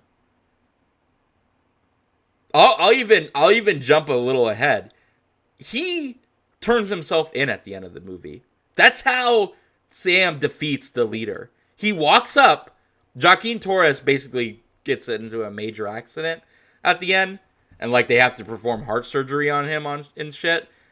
Sam is like outside of the hospital trying to calm down, and the leader just fucking walks up and like turns himself in, and that's the end of his villain. His villain. Oh, he doesn't even do the old "I got caught on purpose" or something. He kind of gets caught on purpose, I guess, just because like shortly after that, like a pre-recorded message plays that triggers Harrison Ford to become the Red Hulk. But like, he didn't have to do that. He could have just kept being like the whole reason he's mad at Harrison Ford is because Harrison Ford made him even more leadery. So like, Harrison Ford blamed him for everything. I was slightly leadery. Yeah, Harrison Ford blames him for everything that happened in the Norton Hulk movie, and then throws him into like a black site prison, juices him with even more gamma radiation, and then uses him to like be his think tank. Essentially, that's how people describe it. He's like, somebody later says, that's pretty bad, I will say. Yeah, I mean, Thunderbolt Ross, not a good dude. Not a good dude, but like, so that's the extent of him, and he's like, oh, I put President Ross where he was because my think tankness allowed him to become president, and he was supposed to pardon me afterwards and give me back my life, but he didn't, so now I'm mad, so now I'm gonna get my revenge. But here's the problem with that. He ends the movie fucking turning himself back in and going to prison. So I guess revenge ended up being more important than him living a life. Than even his freedom. He was like, all right, now put me back in the hole, man. He could have left. Nobody knew where he was. He had this uncanny ability. Okay, throw her in the hole. He had this uncanny ability to fucking appear wherever he wanted because he was at the training ops place. And they never explained how he got there. He was at a random general's house, and they never explained how he got there. Like, the dude had secret teleportation powers, and then he just turns himself in at the end. He literally walks up, monologues a little bit more, talks about how fucking bad Ross is, and then just turns himself in. And you don't see him again until the post-credit scene. That's the extent of him in this movie. And the post-credit scene is just a fucking absolute waste of goddamn time. But so anyway, so at this point, Isaiah is still in jail. Ross is in Japan trying to get people to sign back up for his super important treaty, accord or whatever it is. Right. They are aware of, the shit that's going on. So, like, Sam is aware of what is happening. So they go to tell Ross, who is in Japan. Ross finds out that Stern... And Ross tells him to pivot. Yeah. When they're moving the couch. Yeah. No. Yeah. We would have made a better villain, too. But anyways... David Schwimmer. Yeah, David Schwimmer. So Ross goes to talk to the president of Japan, who he keeps saying or the prime minister, who he keeps saying is like a friend that goes way back. So he goes to talk to him and finds out that Stern paid for Giancarlo's. He pays for Giancarlo's. Giancarlo got paid through money from a CIA black site hush fund, so that way Ross would seem like he paid to have the adamantium stolen, so it would make Japan mad at him and make Japan scramble to go to the adamantium. Does that make any sense to you? It's No, I gotta confess, it does not make the most sense to me. Stern somehow made it seem like Ross paid money to get the adamantium. That's the best way I can describe it.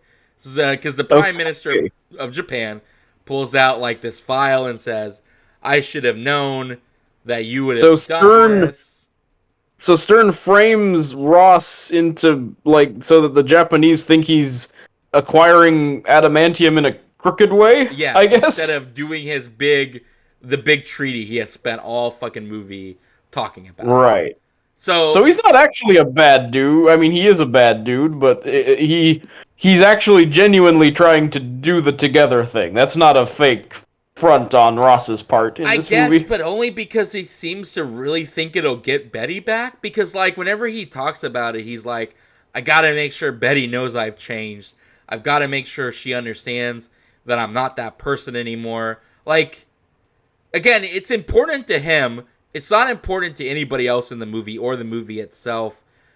And it ties also, if Betty had shown up, Betty has not appeared since the Edward Norton Hulk. Would have been nice to have a scene of her and Mark Ruffalo, maybe something to remind us who she is. And spoilers alert: she appears for maybe 5 minutes of this movie. 5 minutes is actually generous because she answers the phone right before he becomes Red Hulk and has like maybe a 10-second conversation with him, and then at the end, Sam is like, "Oh, I see you have another visitor."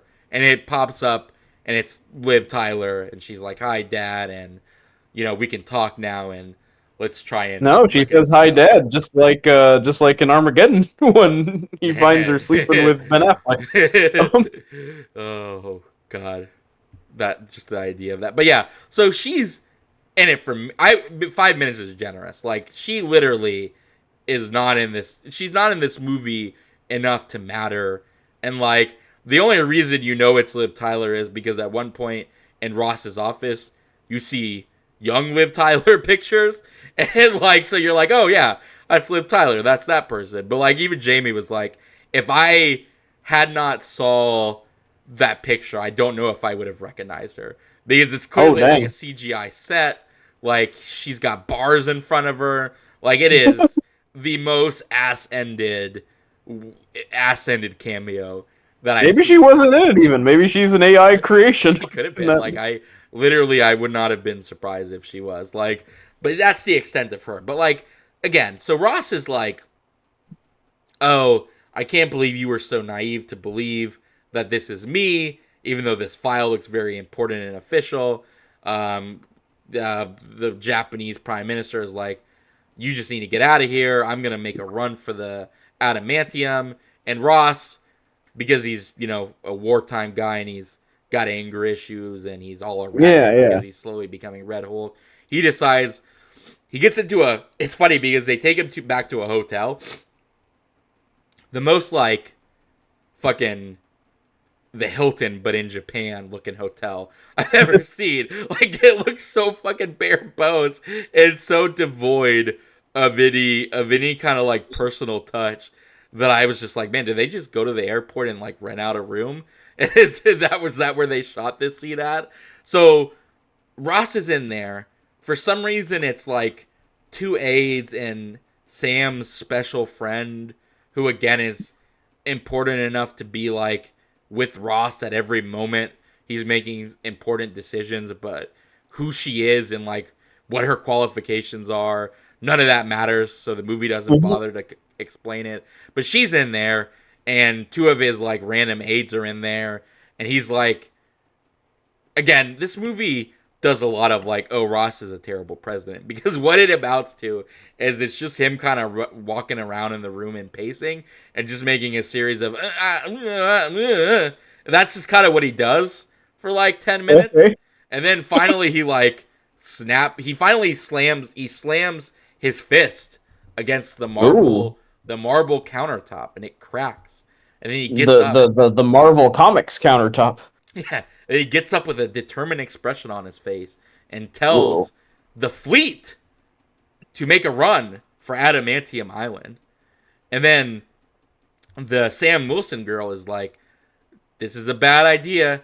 And he was like, "Well, I was a wartime general, and now I'll be a wartime president." Ugh. So World War III is about to begin. Yeah, And he's you would gonna think, start a war with Japan because he's Hulk angry. yeah, I because guess he's Hulk that's the idea. angry, and he wants that good adamantium. Oh, and by the way, that canister of refined adamantium has not appeared in the movie since the first 15 minutes, and you might be surprised to find out it never appears again. So, Oh, we're traveling to this resource we've only seen once in an yeah. orange canister, and then it has disappeared for the rest of the movie. And we're about to Okay. go to World War III for it. So, Sam finds out through his special friend that the fleets are amassing, and it's like, shit, we gotta go. He flies to, with Joaquin Torres, he flies to Celestial Island, because that's what they're calling it. He lands to talk to Ross, and they kind of have like a heart to heart, and like, again, he's still like, hey, can you release Isaiah now? Because we figured out what's going on. And Ross is just kind of like, and we'll talk about it later. Which, again, is very weird. Because it's kind of the whole point of this, of Sam's involvement in this. But, like, he convinces Harrison Ford to go with him into the back so they can talk. They kind of have, like, a heart-to-heart where, like, he's trying to talk him down. But then he's like, hey, by the way, the only thing I couldn't figure out is why fucking Stern has your blood work and CT and scans of your heart. And like Harrison Ford refuses to explain what's going on. So Sam gets angrier and angrier. They start yelling at each other. And finally Harrison Ford was like, I was dying.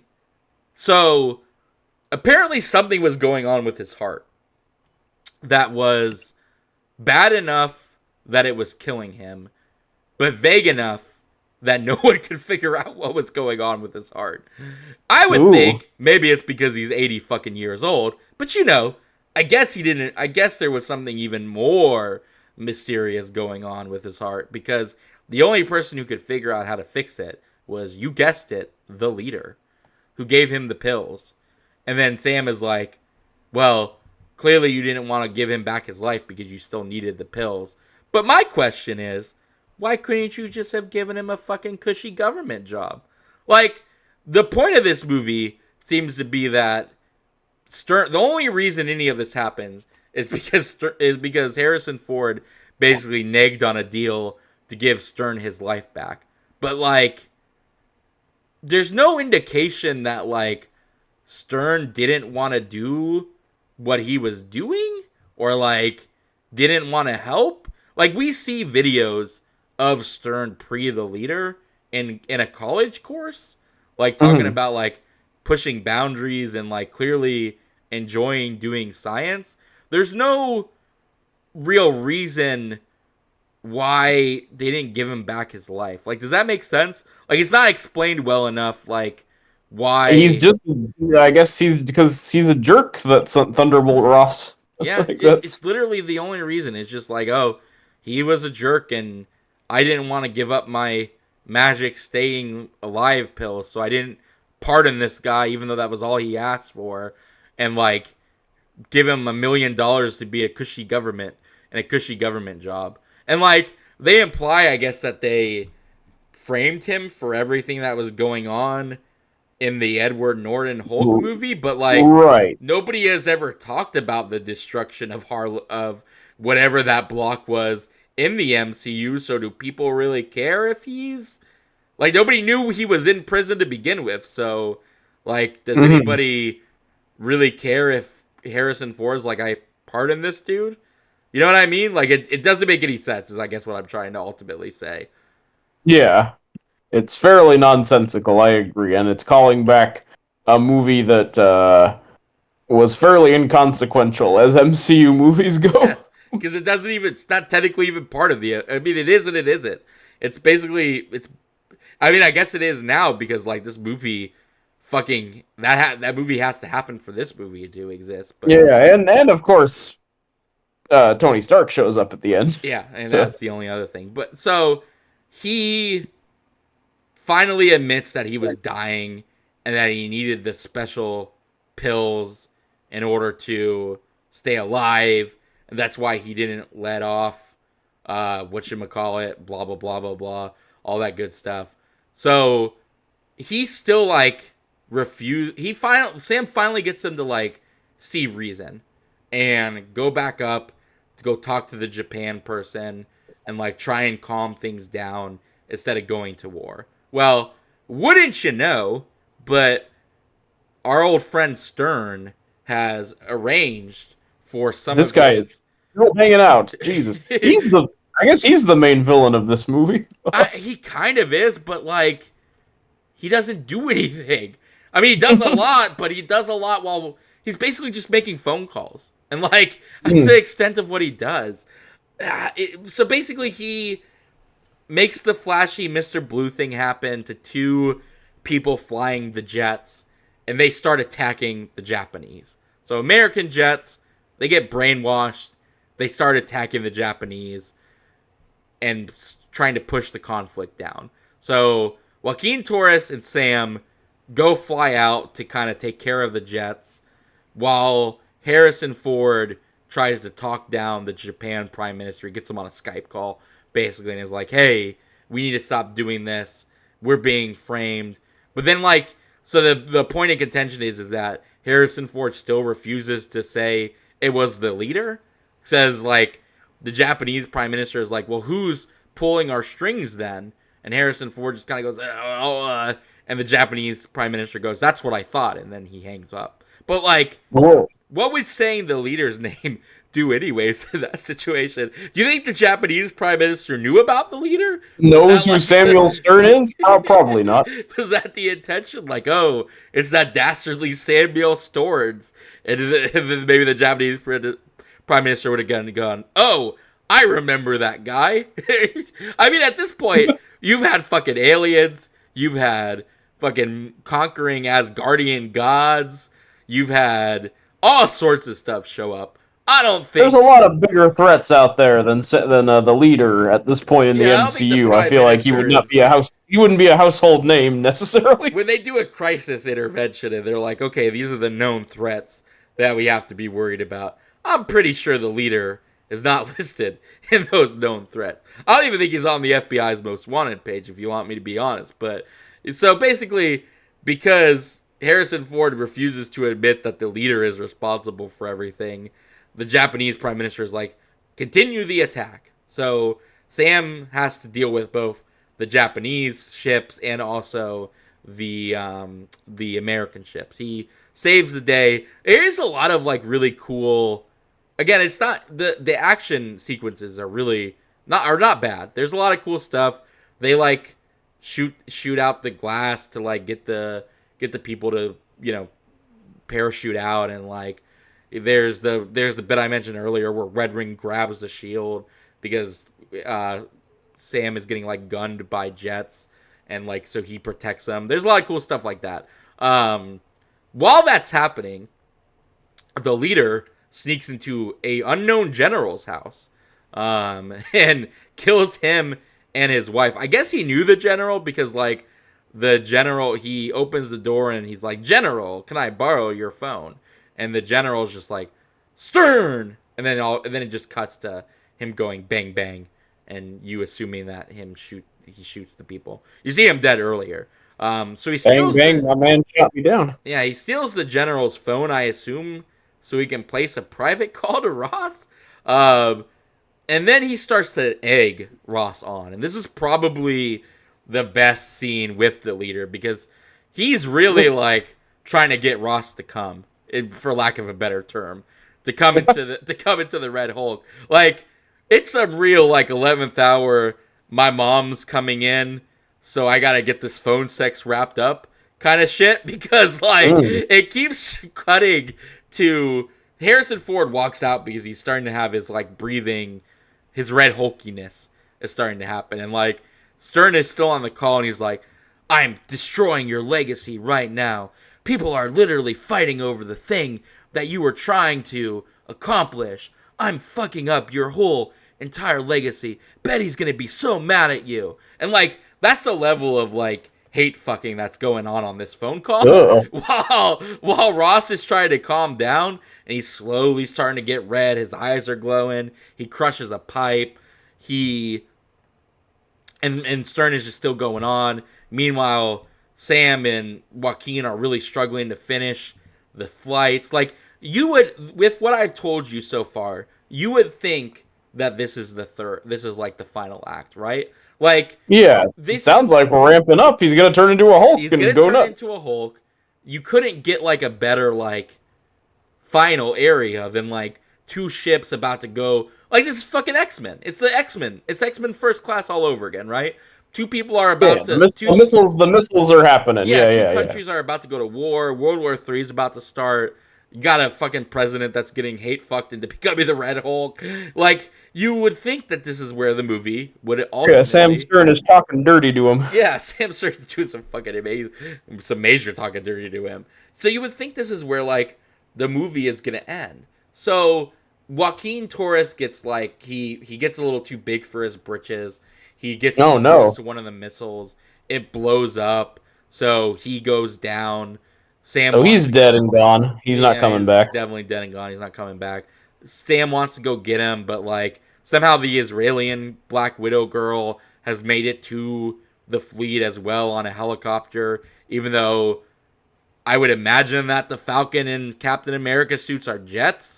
But somehow she managed to keep in abreast with them, even though they were in America, and this thing is happening in like the middle of some kind of. It's not anywhere close to America. This celestial island. I'll give you that much. But anyway, she's there, and she's like, "Oh, I'll send out people to get Joaquin. You just focus on that final ship." So Sam goes to take care of the final ship. He managed to stop it in the nick of time. The woman who is his secret connection to the president comes in, is like, Mr. President, we managed to stop, Captain America managed to stop the ship. And that, like, instantly calms down Harrison Ford. And so he doesn't turn into Red Hulk. So... Take some deep breaths, he's not Red Hulk anymore. The movie edges you on Red Hulkness. That's what it does. It literally edges you. You see him start to turn red. You see his sweat start to burn. You see his eyes glow red.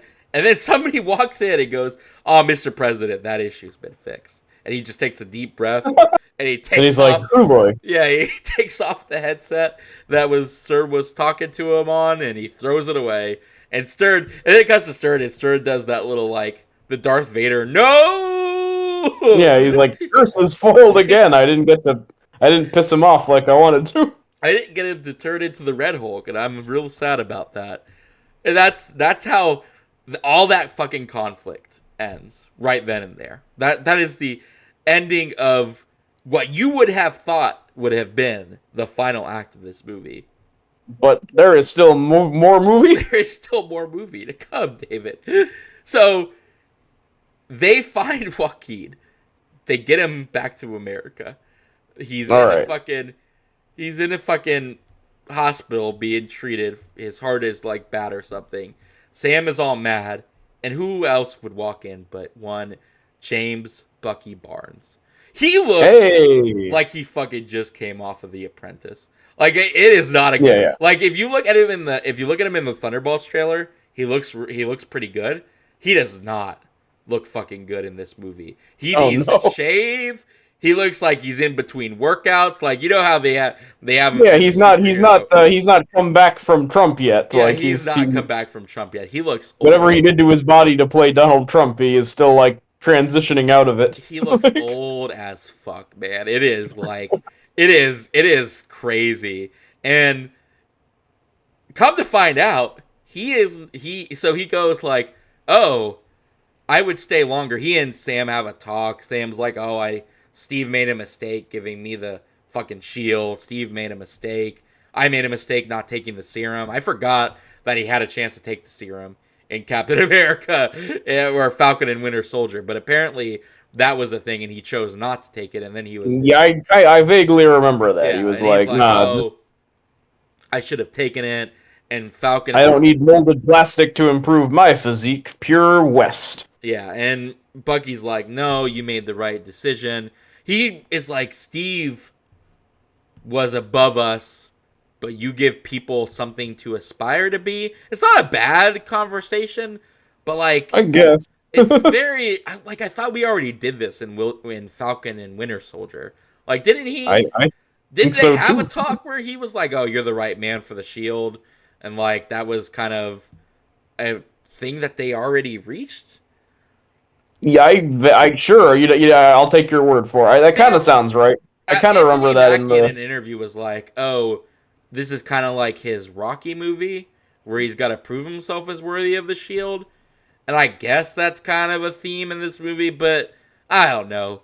Like, again, it boils down to He kind of already did all that in Falcon and the Winter he Soldier, did that in because Falcon he. and the Winter Soldier, and also like this movie doesn't care enough to like explain what he's been doing in the time between that. So like it's kind of an either nut up or shut up situation, right? Because like you don't want to give him like another season of Winter Soldier of Falcon and Winter Soldier to like cement him as Cap.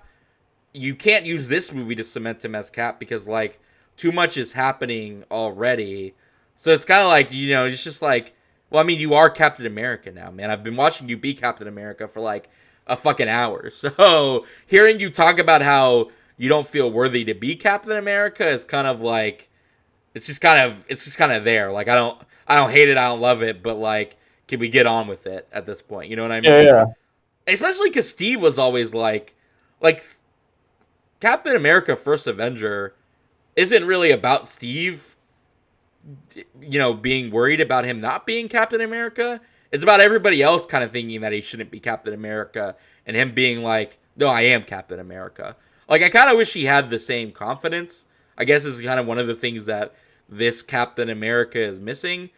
Because, like, I get Steve as, like, a big presence to follow, but I don't know. Yeah. Captain America There is, should be more of a Batman Beyond vibe, where he's actually fairly confident that he's Batman, and the villains are like, "You're not Batman," and they get proven yeah, wrong, because you get that. You, like, Harrison Ford goes, oh, you're no Steve Rogers, and Giancarlo's like, oh, you don't have your powers, so you. Strangely, the only person who seems to think that Sam makes a good Captain America is the leader at this Yeah, point. But yeah, so he there's like, believes in him. so Bucky goes, I would stay longer, but I have a fundraiser to get to. I'm like, what? What fundraiser do you have to get to? I'm like, wait, why? And then I kind of noticed. I'm like, wait, why are you wearing a suit? And then Sam goes, it's very hard to wrap my head around Congressman Bucky Barnes. Oh, He's he's become now a congressman, I guess he's up for re-election or something. He's become a like Sonny and congressman. Cher. I was like, what? Wasn't he like pardoned in Winter Soldier and like, but he still had to make restitutions or it's so like just Yeah, he was doing community service. He had to like do the Meals on Wheels. yeah. But I guess he's a congressman now, and I'm like, what does that have anything to do? Like? Why would you even set that up for Thunderbolts? Is he gonna just like be like Batman, where he has like a government job, or like Batman in Injustice? It's kind of funny because like he Clark Kent when he's evil is outs Batman to the world, but like later he kind of uses that to become like an elected official. But then he's like, oh, I can't go be Batman because people would be upset that I left Gotham and went back to being Batman. So I wonder if it's going to be like a situation like that where like Bucky's going to be like, oh, I got to go do Thunderbolt stuff, but like the Children's Hospital in Norfolk wants me to go break ground on this, and I'm real concerned about like that. Like, it's really weird that they just made him a congressman randomly, but then he's also going to be a Black Ops soldier in Thunderbolts. I suppose. Yeah, again, like that was what I was like. I was like, that's real fucking weird, but okay. So, anyways, he nopes out because they only had him for like 5 minutes. Clearly, they had to get him back to the Apprentice. Sam goes outside to cool off because he's real upset about Joaquin. Stern walks out and walks out of the shadows and is like, "Oh, Stern is just still hanging around in this movie, huh? He's you, like, Captain America, you should be on my side." And Sam's like, "The only thing I haven't figured out is what those pills were for." And Stern is just like, "Oh, you'll see, ha ha ha ha ha." And then he turns himself in as the guards come out. You'll be happy to know, thus endeth the movie on one Samuel Stern as he is carted off. Wrapping up on curtain call on Samuel Stearns. Yep. Is Giancarlo still kicking around? Who the fuck was John Carlos? Giancarlo Esposito. Oh, Giancarlo? Is it Giancarlo or John? Wait, which one is it? I've always said Giancarlo. I don't know for sure, but is he still in this movie? Because I haven't heard about him in a minute. Oh, I forgot. He has like one of the best lines. So way back when he's when he's providing exposition on Stern to Sam, he does it to get like a reduced sentence, and then so Sam at the end is like, "Okay, I'll give you your reduced sentence. You better not break out." And Sam and Stern and Giancarlo is like, "Oh, but I will break out. And I can't wait to kill you when I break out." And that's kind of like his last. That's the last thing he says in the movie. He gets the end on like a "I got the last laugh" kind of situation, but that's it. So supposedly he's put in prison. Again, it is amazing that he is not the villain in this movie. Like, did he? I mean, he seemed down to be put in lizard gear because like. He seems to really want this character for reasons that is unbeknownst to me. But like, and I get maybe it's just him being like that for press conferences. But he did make a point. Yeah, I remember he was excited. He pitched himself as like, I should play either Professor X or Magneto. And then he got this thing, so I think he just has to be like, well, I guess I'll take whatever MCU role I can get. He talked about it like again that he was excited because Gus was more of like an intellectual, and he got to be a little bit more shooty bang bang. So like, yeah, clearly if you put lizard gear on him, I think he would have been okay with it. Like, I really think like he even said he like made sure that the colors more accurately represented the dude. And again, that might all just be, press conference, heebie-jeebie, mumbo-jumbo.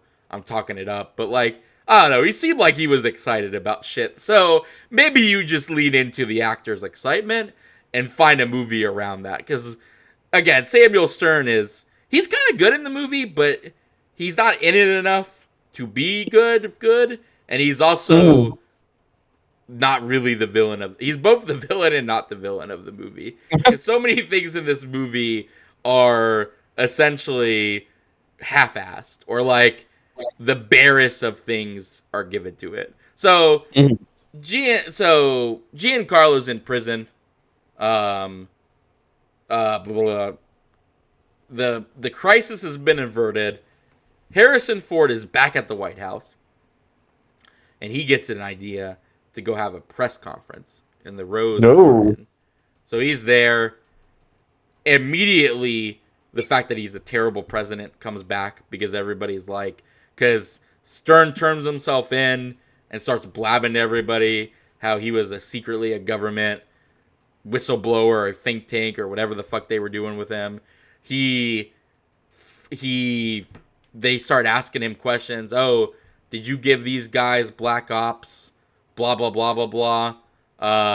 And Harrison Ford is like, no, I would never do such a thing. And starts like hyperventilating again and stressing out. And he's like, oh, everybody calm down. And he's just being a terrible president, essentially, is what it boils down to. And then as that is happening, Mr. Blue starts playing the fucking speaker Hey, Mr. of the Blue. White House.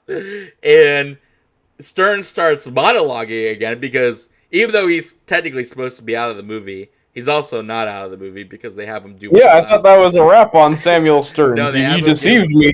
Have him do a phoned in final negging to get Harrison Ford to come as the Red Hulk. So What was the point of this like fake out, and then he's doing it for real? Like, just have the scene, the earlier scene, be where he hulks out, and the movie would be a lot how shorter. much more third acty can you get than the world is about to go to war, and maybe they just couldn't figure out how to make Hulk work on a boat, but like. Fuck, Godzilla versus Kong did it like what 6 years ago. Yeah, when Like they're they fought sliding around on the aircraft carrier, that Yeah. would have been cool. But no, they had to bring him back. I guess because they really wanted to blow up the White House. Maybe they had some stock photos of Independence Day. I mean, kicking around in the Yeah, they had it Disney on their wish board. They were like, "We gotta get to here. This is our goal for the movie: is to Yeah. blow up the White House somehow." Yeah, maybe they just wanted to use some of that bought up assets of the White House blowing up because, sure enough, this time Harrison does indeed Hulk out. There is a random reporter, who goes, "I didn't know they came in red. Wink, wink. Nudge, nudge." Wasn't that Hey, funny? Wasn't you're that just pretty fucking good. hilarious? Doesn't that just tickle your whiskers? Yeah, I get it. I do get it. So immediately, Sam's special connection to the White House, and the other Secret Servicey people start shooting at the president, Oh, dang. who is now a Red Hulk, and the bullets just bounce off as you expect, and then Sam drops in, and then the fight begins, and this is thankfully the final fight of the movie. So they fight for a little bit. Sam is, doing things, and like again, you would think maybe just to tie this all back together with a bow, that maybe Sam would need like adamantium, maybe the vibranium wouldn't be able to pierce fucking Hulk's skin or something like that, but very early in the fight, it is established that Sam can hurt can hurt the Red Hulk. Like 2 minutes into the fight, he slashes him in the back and also sticks him with a bunch of his feathers. So like you get the sense from the beginning that like this is a fight that like Sam can win. And I guess they had to do that because they were like, well, people aren't gonna fucking believe that this regular man can fight the Hulk. But it's kind of a letdown because like it's very weird that he's just really able to kind of go toe to toe with Red Hulk for quite a while. They fight for a bit at the White House. Then Sam takes it to a cherry blossom. I'm assuming it's a real place in Washington, but it's like this row of cherry blossoms that Harrison Ford once took Betty to. Oh, by the way, the Betty call has already happened. That's how unforgettable it is. Betty calls right before the press conference to turn him into Hulk and is like, "Yeah, maybe we can talk someday. Bye, Dad." And then she hangs up. So they fight. Sam does in fact manage to win by shoving his wing into the Hulk's rib cage. So they fight. He elbows him. He's losing. Like it really, like Hulk starts tearing him to fucking shit. Yeah, So he starts to which lose. makes He rips off one of the wings. Sam manages to like stab him. He then kicks the thing he stabbed into him. There's this big vibranium explosion. Sam is like really hurt. The Harrison Ford starts to get back up, and then Sam decides to calm him down with a talk. And he calms down, and sure enough, stops being the Hulk, and then turns himself in. It's kind of funny though, because like, so at the end of the fight, there is the Black Widow chick and Yes. Sam's special secret agent lady, and then 4 random ass dudes. Like, they were like, it was a real, you mess with New York, you mess with all of us looking mofo. Yeah, they all stand up to help out Sam. Yeah, they literally lift the rubble off of him and help him up, and then they kind of cower in the background while he does his final passionate plea to Red Hulk. Red Yeah, Hulk. yeah. But like, where they Do they came mention from, how often? I know he's not in it, but do they? How are the references to Bruce Banner? there are none, except unless you count. I didn't know they came in red. That's crazy because Like, there are the some whole offhand mentions about, like, again, like, right, but this, this event happened. Oh, the Harlem incident happened. Like, there yeah. are. What I'm getting at is Red Hulk as an idea and Thunderbolt Ross as a character traditionally is That I he hates the Hulk. I hate the Hulk. Isn't it crazy that in my pursuit of destroying the Hulk, I've created a Hulk, the Abomination, and eventually have become a Hulk myself? And my daughter You became know what a I Hulk mean? as well. Yeah. Yeah. Like that should be kind of a moment of shame for him. Of like, oh shoot, like in my pursuit of this dude, I haven't realized what a big asshole I've become. But since there's no Bruce Banner and they're not even talking about a previous Hulk, Well, I and feel like, like that gets lost in the shuffle they a kind bit. of like, it kind of, he doesn't really, like, you would not know that this version of Ross cares 2 shits about the Hulk. Like, it really, Yeah. it's not a thing. But here's the problem: the reason Betty doesn't like him is because of him hunting the Hulk. So he has to reference it once, and he does, because when he is explaining why Betty doesn't talk to him anymore, he's like, well, she never forgave me for hunting down Dr. Banner. But that is such a throwaway reference. And like, again, he becomes a Hulk at the end. Like, he becomes Red Hulk at the end. And like, it doesn't fucking matter. Like, it doesn't matter. It's never going to matter because he resigned. Yeah, he could have turned into Absorbing Man, and it would have been the same story. Like the idea is that he becomes a monster at the end, but like, he could have turned into Fin Fang Foom at the end. Yeah, for all it matters. And like, again, what he's trying to, like, Stern wants to destroy Ross's legacy, but we don't fucking know what Ross's legacy is. Like, Ross wants his legacy to be this summit thing, but the movie doesn't care enough to make it important. So, like, you can't really get into what Ross is excited about, because what Ross is excited about, the movie isn't excited about. What you're excited about is watching a dude who to really hate the Avengers, become the thing he hates, but that only happens at the last 10 minutes. And again, like you said, there is no connection to him and Bruce Banner.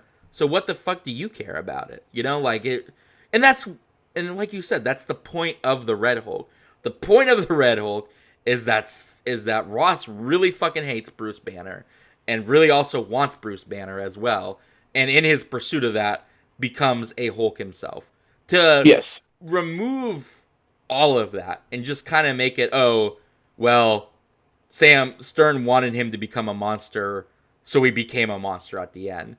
It's to, like, just do that character a real, just really just a real shit heel kind of way to, like, put that character into the MCU. And I can't imagine, like, people gotta be up in arms about it, because, like, if you were a Red Hulk fan, you did not get to see your character, like, accurately showcased. Showcased or portrayed. Like, it really was just kind of like, it's really, like you said, he could have been. The Red Hulk in the comics, like, doesn't he talk and he's like a jerk? Like, he has, There's like a really good, the fucking Avengers cartoon did this storyline better.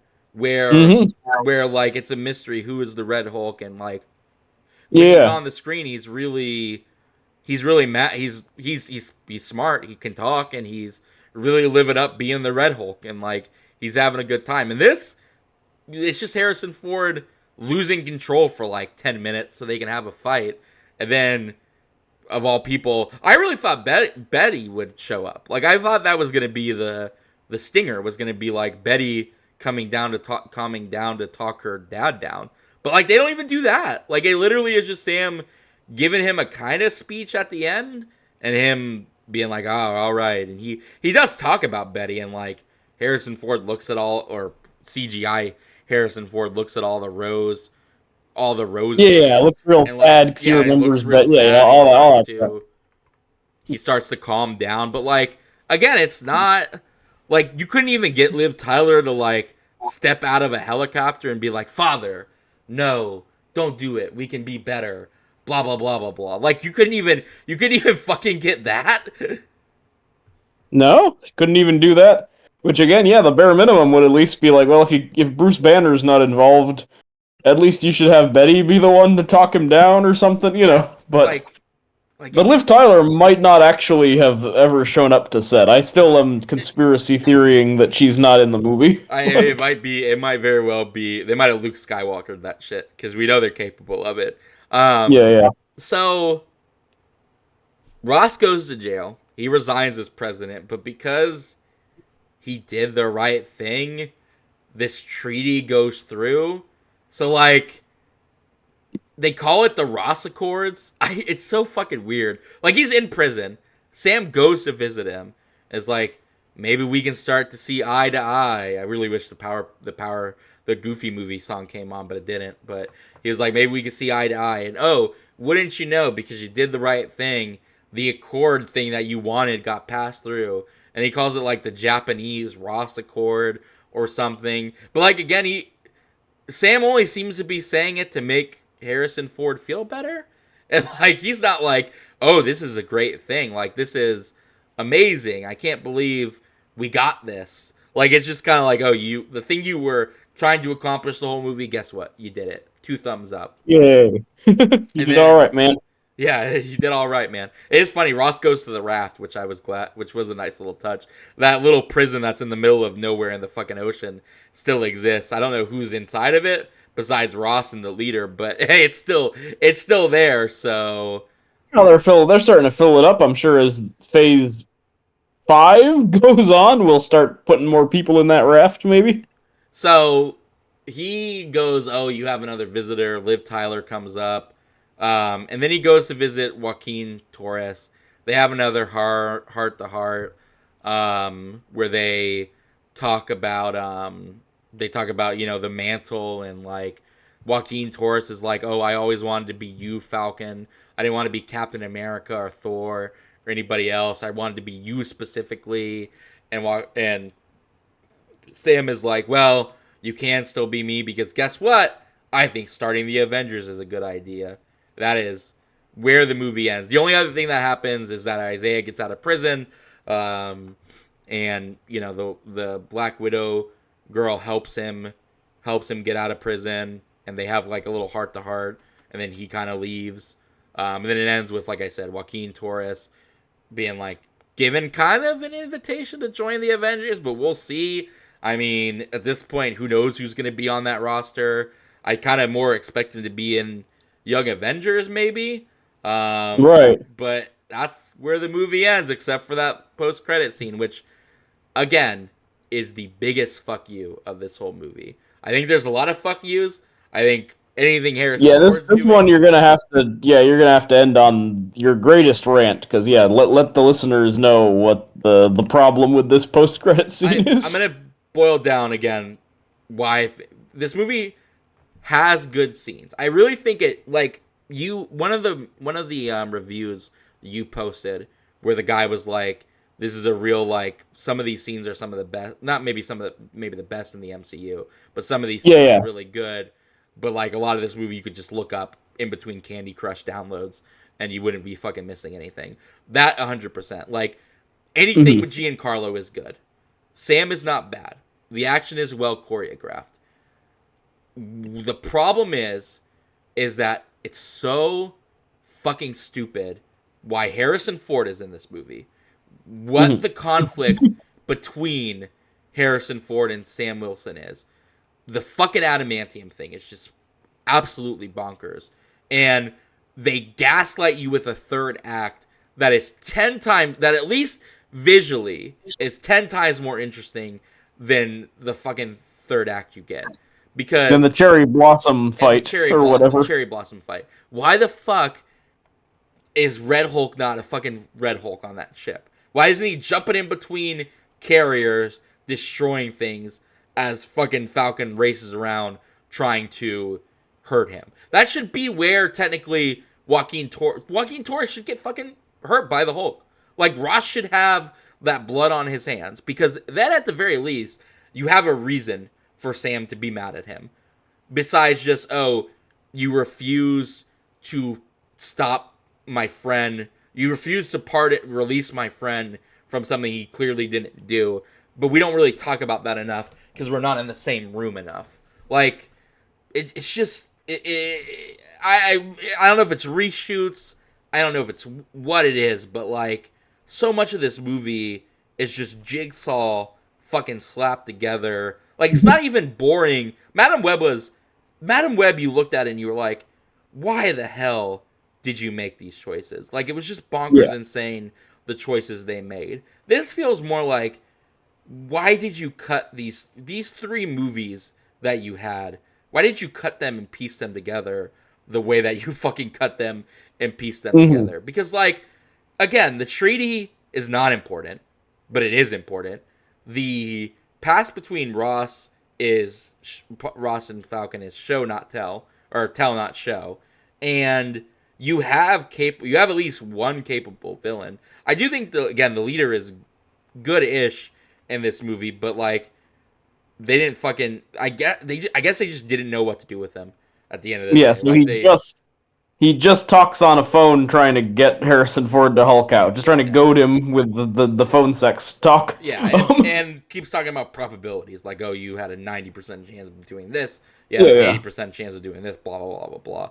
But, like, it just, I guess they didn't want to be boring by just having the Lizard Society want to turn people into lizards or blow up America or something, but, like... Yeah, man, they should have had the Cult of Cobra turn people into dinosaurs like that Batman Beyond episode. Yeah, like, I know Amazing Spider-Man did the turn people into lizard thing already, but, like, I don't know, man. I might have been a little bit more interesting than fucking whatever this is. But anyways, this movie's, like, we made a lot of fun of the MCU's post-credit scenes. Like, fucking Hercules showing up in fucking Thor: Love and Thunder, Clea Strange showing up in Multiverse of Madness. Like, these movies, like, over the years they've gotten, for me, A, lamer, and B, they're now always like, you don't know if they're actually promising you something you're gonna see in a movie or two. Like, it could be 18 years before they call back to whatever they're setting up. So that's a problem for me. But anyway. Yeah, like as I said earlier, they have been fucking teasing the Young Avengers for like 5 years at this point. They're gonna be the old ass Avengers by the time you get to them. Like, and really, if anything, that should have been the post-credit scene. The post-credit scene should have been Sam. I mean, it is a callback to Age of Ultron, so maybe it's treading old ground. But like, Sam should have been like, okay, like you cut to a shot of Joaquin and him walking through their Captain America cave. Joaquin's still clearly recovering. Sam's talking about the mantle and like the pressure, and is like, hey, you can still be Falcon. And guess what? I've got a team for you to join. And then he opens the door, and it's Camilla Khan, Kate Bishop, all the young Avengers are there, ready to become Avengers. And that's where you end. And that's, then you can say that you're Avengers 2.0. Gives people hope that we're finally going to get to see what we're finally going to get to see. And like, it ends on something. Not on we'll start the Avengers maybe next movie. Instead, what we get is Sam Oh going to boy. visit Stern in fucking prison. And Yeah, in the hole or whatever, the raft. in the raft, and Stern's like, "Oh, you don't even know what's coming, Captain America." And Sam is like, "Well, we don't share the same sense of humor, whatever the fuck he's doing." And Stern's like, "I've seen it in the probabilities, blah blah blah blah blah. There are many worlds, and wait until you have to fight the others, the The others, other, the others." which I think is also the name of the villains from Lost that Ben Linus was the leader of. But I I'm fucking say anything. Dark Avengers, Ultimates, Illuminati. You've already set up like some of these entities. The fucking Illuminati is in Doctor Strange Multiverse of Multiverse Madness. of Madness. And their whole thing is that they let a universe die so that theirs can stay alive in an incursion. Fucking Dark Avengers. Do that. Do literally anything. The others, I'm sorry, the others. Like, just say fucking, you don't even have to just say, oh, a great doom is about to befall you. Like, literally. Yeah. Like, we give these post-credit scenes so much shit, but like, at least they set up stuff. Like, hey, Yeah. I might not see At least Hercules is a physical thing that shows up, and you're like, oh, dang, that's Hercules. I might not see Clea Strange for 10 fucking years, but at least I know that she's coming at one point, and she's going to be played by Charlize Theron. Like, others? I'm sorry, others? Are you... You already told us who the villain is going to be. We already know Doom is coming. Why would you not say Doom? Why? Like, it just... What was even the point? All you had to do was change one word. You already had him. You had Samuel Stern. You had him in the prison. You already had the footage set up. All you had to do was change one fucking word to a different fucking word. They couldn't even do that because they clearly were like the behind the scenes of this movie was a disaster. This is a shit show. Well, let's just pop this out in theaters and hope. And if we put nothing in it, hopefully everyone can I forget really about think it they when just gave up. Like, I really think that at one point during production they were like, "Well, you know what? None of this is gonna be good. None of this is working. We've already shot like 90% of it. Let's just finish it, and we'll double down right after. We'll double down on Thunderbolts and Fantastic Four, because Thunderbolts and Fantastic Four, their trailers are better than this movie. Like, again, I think this movie tries to trick you by giving you a stellar performance from Giancarlo, and from like giving you good action scenes, and like giving some heartfelt beats. But like, yeah, this because I'm movie, shocked because you coming out were kind of like I have lots of thoughts, but I did not. I was not expecting the rage. This is some of the most angry I've heard you about a movie, because it's honestly. just like fucking Sam is not a bad. Sam as Captain America is not a fucking bad idea, and like we've been waiting for these movies to like start to tie back, and like that's been the biggest problem, right? Is that these movies these movies have been so separate from each other, and like so they haven't connected to anything. They haven't been building to anything like the old Yeah, movies were.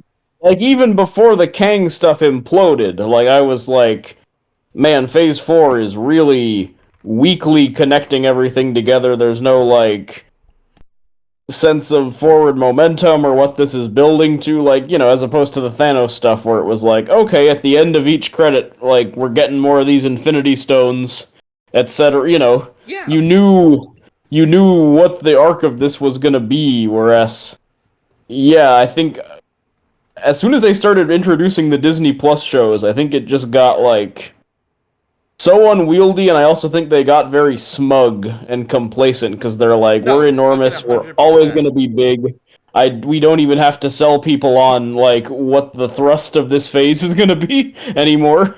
Like, And you have so many, and like people have said that this scrambles to like tie up plots from like Eternals and stuff, but really, no, the fuck it doesn't. Like, come on. Like, the only real plot thread you're tying up is what is happening with Celestial Island, which I kind of Yeah, guarantee you. it's really just that we're talking about Celestial Island, Yeah, like and that it's going to become more than some kind of anything. like international adamantium factory slash research lab. But again, why should I fucking care about adamantium when you, in the movie he was just in, told me that Hugh Jackman was going to be doing this until he was fucking 90? Like, you've already told me, Disney, who my Wolverine is going to be for the next 20 fucking years. So, Yeah. what the fuck does adamantium mean about anything? It's not a catalyst for mutants. It doesn't mean anything to anybody. The only person it means something to, you already technically have in the universe because you're just going to get Hugh Jackman again. So, making it like the crux of this movie, but it's also not, because like that fucking PowerPoint presentation only lists 3 things you can do with it, and then like it just fucks off for the rest of the movie. Like, what? Who is that for? Like, what? Who sits and watches that and is like, oh, adamantium. Oh man, that's gonna be the shit. That's gonna change the foundation of the Marvel Cinematic Universe. The hierarchy of the Marvel Cinematic Universe is about to be changed by the introduction of adamantium. Except no, it's not, Yeah. because nobody fucking uses it but one character who we already have in the universe technically. Right. And you've already made up like you've already brought in the less known made up metal with the vibranium, like so it's already like an also an after the fact to Yeah. bring in And like they make a adamantium. point of being like, oh, it's even better than vibranium. Well, like vibranium already kind of was fucking godly anyways. like why do I Yeah, so like how is it better? Because technically everything we've ever seen of vibranium makes it indestructible. So like I don't explain to me how it's better. Like, in what way is it? In what way is it fucking better? And they don't. They don't, because like he kind of gets his shit torn apart by Red Hulk, but like he also is capable of hurting Red Hulk with the vibranium. Like, again, it's very strange that he didn't like need the adamantium at the end to like subdue the Hulk, the Red Hulk, in some form or yeah. fashion. Like, it really seems like that would have been the case. Some claws should have come out of Anthony Mackie. That would have been a cool It twist. just Like, pops oh, the Wolverine claws. he was the MCU Wolverine all the time, the whole time. But like the idea that this movie sets up anything, it's fucking bullshit. Like, Omega Red, do Omega Red because yeah, he's got the like he's a shady government villain and he's Silver got the Samurai. If you adamantium. really need somebody to pop some adamantium, Silver That would have done Samurai. that would have tied in with the Japan stuff Yeah, and the like cherry blossom field and all that. it doesn't wrap up any loose ends, because the only fucking, because even the Eternals is not a wrap up, because the Eternals ends with them going off into space to find the other Celestials. That's the thing you would need to wrap up. You're not, all you're doing is kind of telling me what is going to happen with Celestial Island, but also not really. He doesn't form the Avengers at the end. He kind of talks about forming the Avengers at the end. There isn't like, I guess the Accords are just done with. Like, because another way I thought it could have maybe wrapped up things was maybe Ross finally ratifies the Accords or something, but I guess that's not really a thing anymore. Like, you know what I mean? Like, there's no real indication that this is going to be Avengers 2.0. It's, you know what, as a matter of fact, that kind of brings me to one of my biggest points. The fucking title means absolutely fucking nothing. It's not a Brave New New World by the end World. of it. Fucking Captain Winter Soldier literally shakes the foundation of the MCU. You get the amazing reveal that Hydra never went away. You get the collapse of S.H.I.E.L.D. You get the Yeah. indication at the end that everybody has to go find out what they're gonna fucking do with themselves, because Maria Hill goes to work at Stark International and her Sharon Carter goes to work for the FBI. Like, there are ramifications to what happens in Winter Soldier. There are no ramifications to anything that happens in this fucking movie. Ross No, he resigns. gets talked out of being a Red Hulk, and then he hugs his daughter, which he wanted to do anyway. Yeah, he resigns, so somebody's president. But like, we never. I mean, one of the ways, if you want me to be honest, one of the ways it Maybe should have been. Julia Louis-Dreyfus is going to be president now. What did it? It would have been funny if Osborne was his fucking vice president. Wouldn't that have been something? It should have been. It should have been Walton Goggins from the Ant-Man movies, and he's like, "Oh, and by the way, my real name is Norman Osborn, and I'm Yeah. your vice president." That would have been cool. Yeah, like literally, like it. The Brave New World is just so funny because like clearly they couldn't figure out a title for this shit because nothing changes at the end. He beat. I I mean, the rarely see president an resigns, enraged. but I rarely see an enraged Tanner. Like, we're both like, movies are movies. They're fun. Like, it's hard to get us real pissed, but this movie's getting you, like, the steam's shooting out of your ears. yeah, and like I said, if you like it, look, personally, I think you've been tricked, been brainwashed by the leader Yeah, yeah. himself. But it's okay to like a movie. If you tell me that Harrison Ford was having fun in this movie or he's really good in it, that You're a I will liar. fight you. That I will fight you on. The dude is sleeping, and he I'm yeah. Harrison Ford. Blah, blah, blah. and like it's just. But yeah, that's fucking Captain America: Brave New World. It is. It's just so crazy that like the MCU used to be a pretty well ran watch, right? Everything Yeah, was kind of building to something. And so much so that it destroyed Hollywood because every studio was like, we need to get in on this shared universe thing, and they all did it like so much worse than the MCU did. Like, by the time Thanos finally rolled around, you had a pretty good idea of who all the players were, what they were going to be in the movie, and like what entities could feasibly come up against this dude. but not even like which comic book characters are showing up or whatever. Because I care less about that than Tanner here. But like, for example, the end of Civil War, as a regular viewer, you kind of are like, okay, they broke up. The Avengers broke up, and now we're going into Avengers Infinity War. I bet they're gonna have to get back together, him and Tony. Like you could understand the beginning, middle, and end story that the Phase was telling. Like, Right, and at the end of the movie, you were like, "Oh, this is like Act 2 of this thing or whatever." And I feel like I have not understood that about the Marvel movies for many years at this point, post Endgame. and like why Captain America should be like I guess that's the other problem with this movie is it's so interested in like making Captain America, but we already had a TV show that did that, and like he really should have just been Captain America if that makes sense. Like I get that like he's a human, like they wanted to. Because the end, even if you cut Falcon and Winter Soldier out of it, the end of Endgame is old Steve Rogers giving him the shield and being like, "You're Captain America now." So like, just have him be Captain America in this one. Like, the audience isn't going to be like, "What happened? Like, we never saw it." And I get you're trying to, like show that he's not Steve Rogers, that he's more a man, not like a god above man. But like Steve Rogers also made himself seem like a man and not just some fucking like ideal. And he did it while also being Captain America. Like No, but and again, like, I keep going to Batman Beyond because the opening two-parter of Batman Beyond is like 45 minutes total. I think or maybe 60 minutes. I think it might be a three-part episode. Whatever it is, shorter than a movie.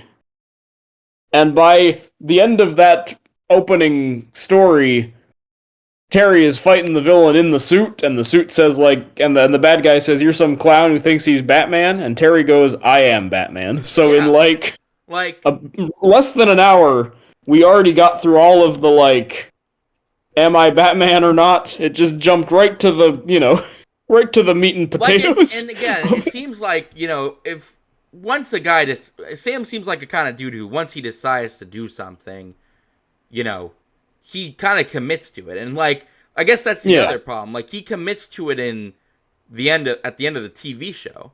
Like, he doesn't need to. We don't really need to see him recommit to it or like have a crisis of fate. And there really isn't anything. Like, here's the other problem: nothing really happens in the movie to give him a crisis of faith, except for the fact that Joaquin Torres, Joaquin Phoenix, yeah, not that guy, other guy, that he gets blown up towards the end. But like, that wasn't really Sam's fault, and like, he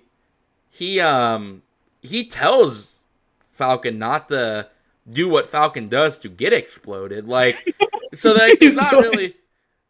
You kind of brought that on yourself, Falcon Jr. Yeah, like, he tells him not to go in and like get too close to the missile.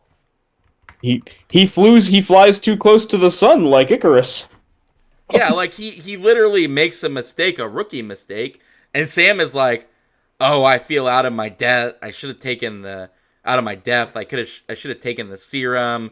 I'm fighting like superpowered beings now, and I feel like I'm failing." And it's just like, dude, that was gonna be you as Captain America to begin with. Like, I don't know why you're suddenly.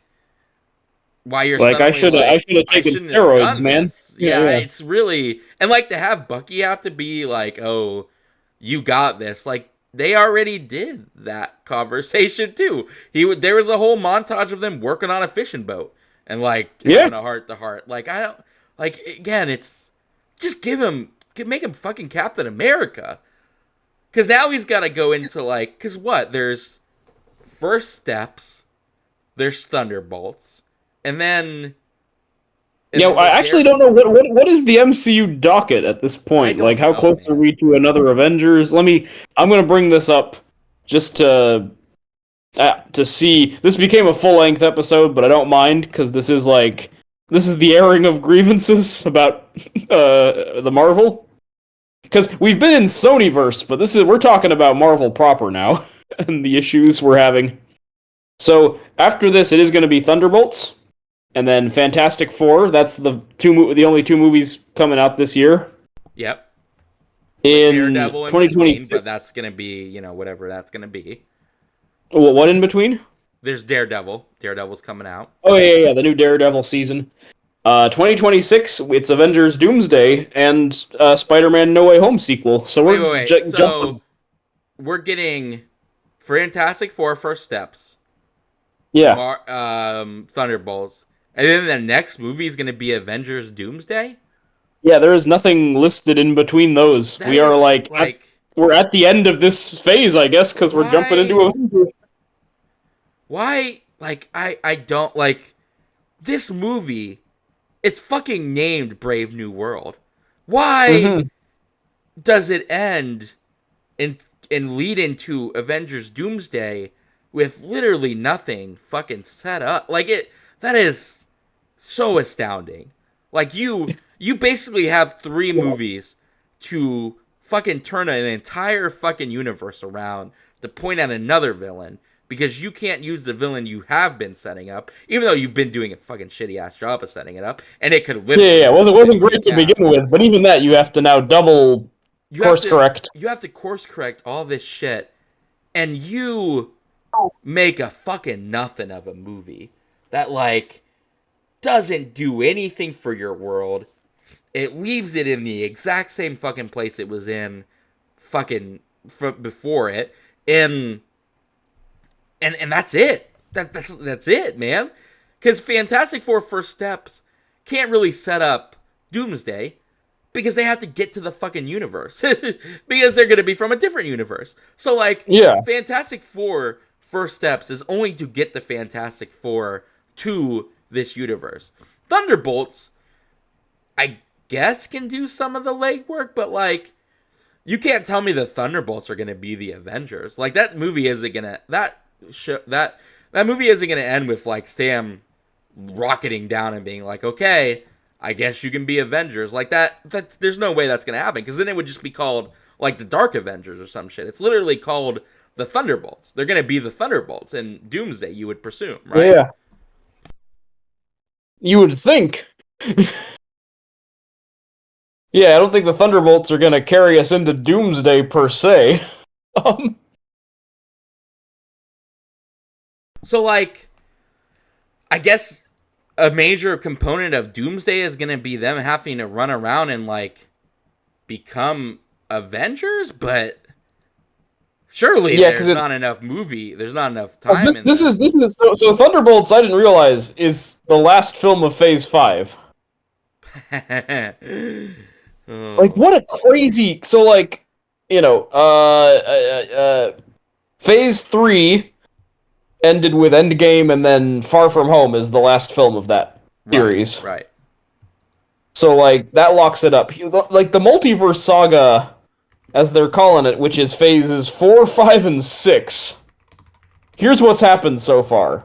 Black Widow, Shang-Chi and the Ten Rings, Eternals, Spider-Man No Way Home, Multiverse of Madness, Love and Thunder, Wakanda Forever. That was phase 4, which is just all over the place. Like what there was no unifying thread to that. We didn't set up a new Avengers in 7 movies. Nothing happened. Like, and now phase 5 is the one where we're supposedly setting up Kang, because that kicks off with Quantum Mania. Then we get Guardians 3, The Marvels, Deadpool, and Wolverine, which is just like, why are you there? Yeah, and like that's. I mean, I guess that doesn't Brave New really World set up Thunderbolt. anything because fucking Deadpool and Wolverine are just gonna pop out of a fucking portal anyway. So like that's that's just in and of itself just nothing. Like, well, now hot off the press, the rumor is. Have you heard all the rumors about X-Men that were percolating in the last day or two? By all means, regale me. So apparently, allegedly, they have cast Harris Dickinson, who's the dude from that Nicole Kidman Baby Girl movie, as Cyclops. Sadie Sink of Stranger Things as Jean Grey. Man, they're Julia Butters the Fox is tradition then of just grabbing like the most popular redhead around this decade and just saying, "Okay, you're Jean Grey." Pretty much, that seems what they're doing. Julia Butters for Kitty Pryde, and then Hunter Schafer as Mystique, and then they just announced that Margaret Qualley might be the lead, and she might be Rogue, is I guess the idea. Sure. I wonder what they're going to do with Gambit. It does seem like they are casting new people to be X-Men, so would would elderly Hugh Jackman be hanging out with all these 19-year-olds? I have to imagine the idea is that he's either going to be like Professor X, or they're going to finally let him retire, and they're going to do Daphne Keane as Wolverine so they're going to kill him off a second time? Or at least let him retire. I mean, maybe he'll go. We're going to do another Logan to kill him off. I really think that they're just done with all of this. Like, I really think they just want the X-Men as fast as possible, and they're just going to slap together as much as they can to get that boat over that threshold, because I mean, it seems like... So sorry to interrupt. Yeah, like, Phase 6, to wrap it up, is supposed to be Fantastic Four First Steps, Avengers Doomsday, Spider-Man No Way Home sequel, Avengers Secret Wars. So it's only 4 movies, and 2 of them are Avengers movies. So, you set up so much in this, and I guess the Young Avengers are just gonna... I guess they're gonna have to just be folded into Doomsday, because, like, they're the only people who are kind of congregating into a team at this point. Like Kamala Khan showed up at Kate Bishop's house to ask if she wanted to do a thing together, and, like... So, like, I guess... That was in the Marvels, which I didn't see, right? Yeah, that was in the Marvels, and, like... I don't know, man. It's like... I guess you got little Ant-Man there, Cassie, right? She's hanging out. She'll show up again, though. People hated Quantumania. She is usually part of the Young Avengers, so I know that was probably the plan. But, like, I really wonder... I don't know if Catherine Noonan would even want to do it at this point. Yeah, I guess not, but I feel like years ago? I didn't... Sorry, go ahead. I said, wasn't Quantumanium like 5 fucking years ago at this point? 2023. So yeah, like 2 years ago. It's weird because like as a normie, like little Ant-Man's daughter, she's kind of the only one of these young Avengers I actually really have a memory of in my head because she was at least like set up in all three Ant-Men. Plus, Endgame has the emotional scene where they reunite. So like, Yep. of all of this, I feel like she's the only one who, to a normie, has been like set up reasonably well. Yeah. Where you'd be like, oh, I know who that is. No, man, it's just, especially now that you've like it makes me even angrier now that you've reminded me of what like the stakes were for this movie going in. Like they really couldn't just give up on this movie like they did, because you are going to be really fighting an uphill battle when like Doomsday comes. Because again, No, it's the 11th hour, man. It's like if you have a work assignment that needs to be done in a week, and you're like, I'm gonna take Wednesday off, and you're like, oh crap, why did I do that? Yeah. I have 2 days left to do this. yeah, and it's astounding, man. It really is. And like this movie does nothing for this universe. Like it really doesn't. I guess just to make Captain America even more sure he's Captain America. I guess that's the one thing you can kind of take to the bank with it. And Yeah, and we got a Hulk out of it. man, There ain't no such thing as Hulk. I want you to go read the Wikipedia and tell me how well I did in recounting it. All right, we're gonna figure this out. All right, oh boy. I'm not looking forward to this, but we're gonna do it. All right, Captain America: Brave New World.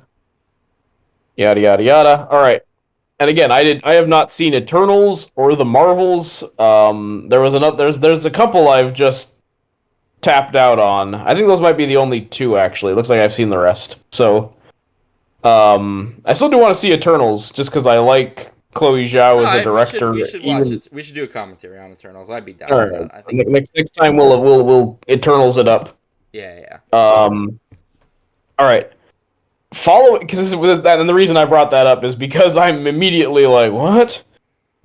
Following the emergence of the Celestial Tiamat, now dubbed Celestial Island, so I am aware of that at least, that a planetary body of an Eternal popped up or a Celestial popped up at the end of Eternals.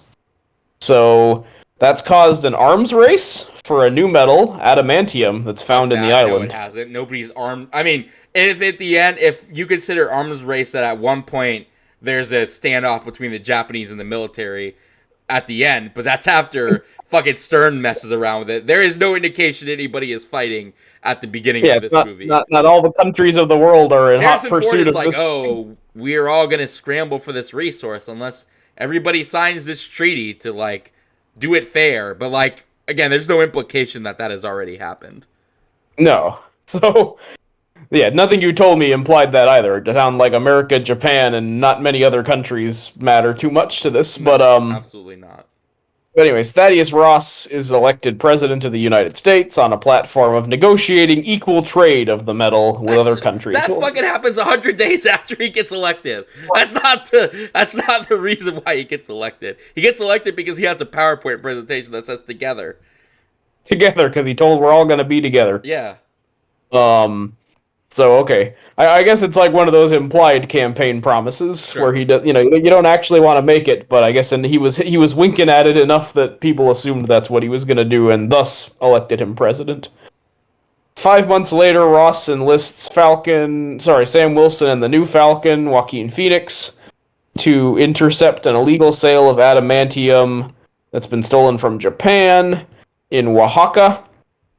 The Serpent Society and its leader Sidewinder, our boy. Which sounds like a Transformer villain, but continue. He does sound like freaking Road Rash or whatever. Like a G.I. Joe Yeah, villain. Sidewinder. I believe that is a Sidewinder is a G.I. Joe. Yeah. He is indeed. He is a member of Cobra. But anyway. So after completing the mission, Wilson introduces Torres to our boy Isaiah for further training. He gets a call from the White House inviting him via Ross, and he decides to bring Torres and Bradley along. And then at the White House, Ross informs him that he's going to reform the Avengers under his leadership because but yeah, Wilson is hesitant because of his prior handling of superheroes. Like, hey, you're not great about us superhero guys. Ross addresses the international leaders. The song "Mr. Blue" plays, and that causes Bradley and 4 other men to become mind controlled and attack Ross and the other dignitaries. He regains his senses, and they're all apprehended by the head of security, which is Ruth Bat-Saraf, the Israeli Black Widow. Yep, Israeli Black Widow. And Ross cuts Wilson out of the investigation. You're off the team, man. You're off the team. You can't investigate your friend's fucking attempted assassination of me. But they start investigating anyway, Torres and Wilson, because they want to save Bradley. And Wilson fights and captures Sidewinder in the process. Yep. They track... Yeah, that's the fight in the abandoned whatever. Yep. They track a call signal to the hidden site Camp Echo 1 in Virginia. Soon after, a prison guard murders all of Ross's assailants except Bradley. Yep, awfully convenient. Ross, who continues to... Huh? I said awfully convenient. Yep. Very interesting. Ross continues to negotiate the treaty. He eventually discovers the mastermind is Samuel Stearns, the prisoner at Echo Camp 1. And he was exposed to Bruce Banner's blood. It dripped into his head. I remember that scene. That gave him advanced intellect, but he was captured by Ross and scapegoated for the Abomination's rampage. That's very evil of Ross, because, Ross really was responsible for that and screwed it up in that movie. Yep. Back when he was not Harrison Ford. Or even William Hurt, because he was a different guy back then, wasn't he? Oh, wait, what's that Hurt again? No, that's Hurt in the Abomination movie. Yeah. He's our boy with the best Thunderbolt Ross, even though I like William Hurt, still remains what's his name? Sam Elliott as him in the Eric Bana Hulk. Yeah. I wish he had gotten to be Red Hulk. That would have been cool. That would have been something, man. But anyway, he gained intellect, was captured and scapegoated for Abomination's rampage. Ross then forced Stearns to create a bunch of pieces of technology for the military, as well as pills he's secretly taking to engineer his path to presidency, ensuring his freedom afterwards. Stearns' actions, including orchestrating the adamantium sale and mind-controlling Bradley and others with the song Mr. Blue, are a retaliation for Ross reneging on his promise to release Stearns. Wilson and Torres enter Camp Echo 1 and are confronted by Stearns. He unleashes troops on them, but they are recovered by Bat-Saraf. Meeting with Sidewinder, Wilson deduces that Stearns' plan is to destroy Ross's legacy by enabling a war between the U.S. and their allies under Ross's command. Yep. To that end, Stern leaks falsified information to Japan, claiming the adamantium theft was a ruse by Ross. The situation is escalating. Ross and the Prime Minister of Japan send warships to claim Celestial Island. So and it looks like there are 2 more paragraphs after this. So indeed, it should have ended here, but it does not. That's the third act. Literally, the world is about to implode with nuclear. The watchdog clock has moved to 1 hour till midnight. Oh boy, the Watchman clock's coming. Wilson, Torres, and Bat-Saraf travel there to de-escalate the situation, but Stearns has F-18 pilots mind-controlled to attack the Japanese fleet. Hoo boy, Wilson and Torres intercept the planes and manage to convince Japan to stand down. The Torres is critically injured in the fight. Talking privately with Ross, Wilson learns that he's dying from heart failure, and had Stearns develop the pills filled with gamma radiation to prolong his life. He refused to release Stearns in fear that he would no longer develop the pills. Which again, couldn't you just give him a presidential medal and be like, this guy's really good, and give him a huge research grant and put him in a exactly lab, or be hey man, I feel like the carrot would have worked better in that situation, I guess is all I'm saying. Or like, hey man, your job is to crank out 1,000,000 pills plus a patent for these pills. Okay, you did it in a year. Now you can go because I can make sure that there are more Yeah. that we can make. Like, perfect. After Wilson is consoled by Bucky Barnes, which is very funny, like he's patting him on the back or whatever. He does do a little bit of backpatting, yeah. Yeah, who is also running for office. Stern surrenders himself to Wilson, which again sounds very sexual. However, before he is arrested, Stearns unleashes the gamma radiation within Ross while giving a press conference that causes Ross to change into a Red Hulk. That is like the way that they describe the Wikipedia page describes it, because this is like how the audience member would react if they didn't know what the Red Hulk was. Oh, he's turning into a Red Hulk. Yeah, well, that one of the reporter girls says, I didn't know they came in red. I know those Hulks came in red. And he destroys the White House. Knowing he cannot overpower Ross, he's got to use brains, not brawn.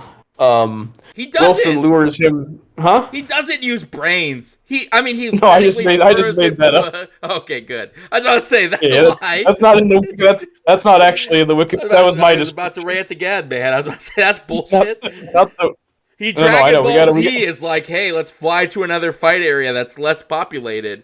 It just happens to be the Rose Garden or the Cherry Blossom Street. Yeah, let's go to where the civilians won't get hurt. Yeah. But he lures him to the Cherry Blossoms in an attempt to use the president's memories of his estranged daughter, Betty Ross, to stop his rampage. The two wear each other out in a fight, and allowing Ross to revert to normal. Following the incident, Bradley is exonerated, Torres regains consciousness, and Ross has himself incarcerated at the raft, where Wilson and Betty pay him a visit. Aww. In a post-credit scene, an imprisoned Stearns warns Wilson of an incoming attack from other worlds, and he does that not is linked say other to worlds. the multiverse. He says there are other worlds out there, and I can't wait until you deal with the others. But like, he doesn't fucking say, "Oh, Earth 25 is fucking coming in, is about to invade," or any of that shit. You know no, of course not. Captain America, Brave New World should have ended with like an invasion. Like, just fucking, if we're only 2 movies out till Doomsday, fucking just kick it off, man. Like, at this point, like, just fucking kick it off. You can just say that Thunderbolt happened like 2 hours beforehand, or like Daredevil happened 2 months beforehand. Like, just fucking do it at this point. Just pull the trigger. They're gonna have to do some culling, right? Like, I was thinking about this, because a couple months ago, George R. R. Martin basically said in so many words in an interview that he's kind of reached the acceptance stage of grief and is like, yeah, I might never finish Winds of Winter, and that's okay. When before he would always string people along a little more. And I was thinking about those books, The Song of Ice and Fire, and how 4 and 5 like introduced a lot of new plot threads and characters and became a very unwieldy mess, and how I'm kind of like, to finish this up in 2 books, book 6 is going to have to be like a bloodbath. Like, you're just going to have to, like, every chapter a character dies. Yeah. And I feel like that's what's going to have to happen if in 2 movies we're already at Doomsday. It's got to be like Robert Downey Jr. People get like fucking yeeted at the beginning of Doomsday. Yeah, like Robert Downey Jr. with Infinity War, technically. So yeah, like he's got to like snap Kang's neck and like, you know, tell Julia Louis-Dreyfus to collapse the Thunderbolts into the Avengers or something. Like, I don't know how you bring all these threads together in any kind of non-confusing way. No, like, again, Shang-Chi, we haven't seen him in 10 years. 10 years, man. Like, is Doctor Strange gonna be involved? Is Clea just like, oh, well, yeah, there was that one chick, but she's, like, gone. You just, wait, we might get to her next. Like, it's just, fucking Brave New World is the title, David. It literally is fucking called Brave New World. Why could you not make a Brave New World by the end of it? What is the fucking Brave New World of this? What? Because fucking now a president can become a Hulk? That's not fucking Brave New World, damn it. Yeah, man, we're in a brave new world where there's a Red Hulk now instead of a green one. Oh, my blood pressure, man. Like I just this is just it's Yeah, just you gotta take some. You gotta take take some some of red those. some gamma pills, man, from Yeah, this you gotta stupid get them kid. red gamma pills. Yeah, no, it is infuriating because it doesn't fucking give a shit. Like it just doesn't fucking give a damn shit about like anything coming up, anything. Like you could tell me that the next Avengers movie isn't even gonna star Sam Wilson. I'd be like, okay, well I mean that's kind of weird, but I guess that doesn't entirely surprise me given he wasn't really interested in the Avengers before. Like it just is in fucking insane. Who is gonna be on the team? Who is gonna be in it? Like it just none of those questions are answered and are clearly going to be answered by the time the fucking Doomsday starts.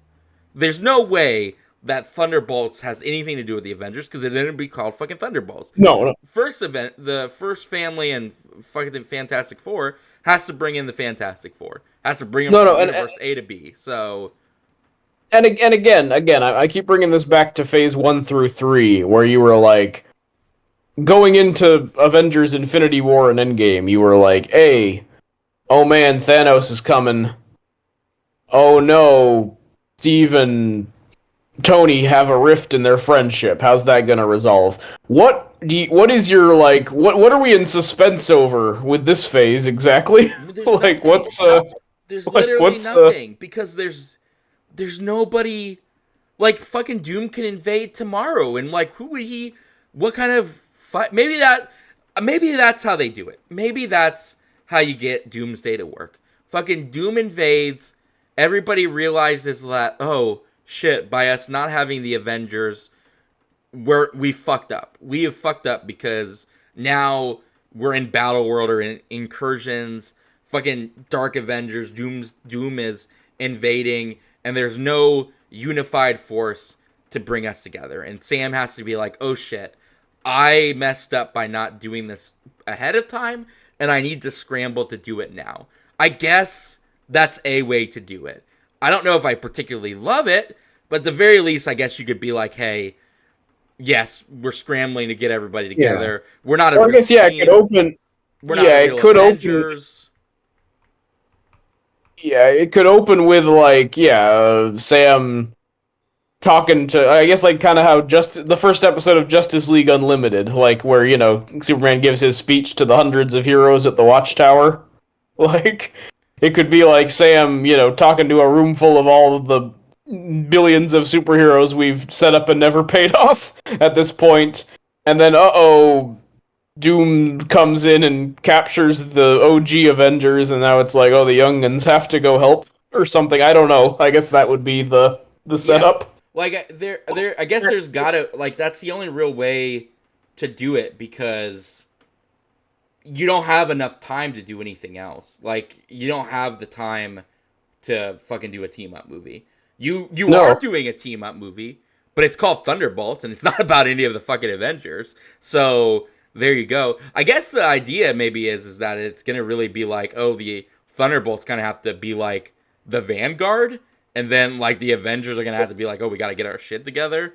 Like, but again, right. like it's fucking 11th hour, and you just spent a movie spinning your wheels. Basically, Brave New World is basically wheel spinning. It fucking does nothing for the universe. Because it Does was not. such a behind the scenes disaster that they were like, they gave up on it. They were like, I guess this is going to be one of the nothing ones. Yeah, but like you didn't have the time, and I thought you learned your lesson too, because people were mad at you for doing this shit earlier. This shit 3 movies ago. Yeah, It's this is phase 4 and 5. We've had this problem. Like, we're 2 phases in and they still have not course corrected in time, which yeah. is pretty wild that they still have not been able to steer the ship out of the iceberg. No, and now it's put up or shut up time. So Yeah, and again, Game of Thrones rules like to wrap it up in 2 Avengers movies, or they're just gonna have to just do a real like chopping down, one branch after another to like get this manageable. It does feel that way that they're just like, look, Robert Downey as Doom. That'll get people hyped enough. Steve's coming And back. I guarantee yeah. you, like everybody they fucking can get is gonna come back because Yeah. that's how they're gonna pad it. That's how they're gonna hide the Exactly. patches. They're gonna be like, okay, well, you wanted Steve back. Well, here he is. You wanted Robert Downey Jr. back. Well, here he is. You wanted Natasha back. Well, here he is. And then at the end of it, they cull everything and they're like, okay, now we're just gonna do X-Men. We're just gonna double down on X-Men. Though Yeah, it does we're make just you gonna wonder, do like, it. what are they gonna do with the Fantastic Four? What are they gonna do with what are they gonna do with Doctor Strange? Like, is Clea actually gonna be a thing? Fucking Hercules versus Thor, is that ever gonna be a thing? Like, it's kind of So I listed all of the ones that are for sure in coming up, which is not a very long list.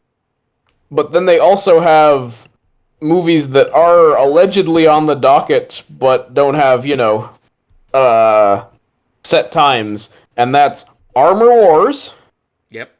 Oh, Ironheart's coming out too. So Huh? Ironheart's coming out too at one point, which they did Allegedly, yeah. allegedly.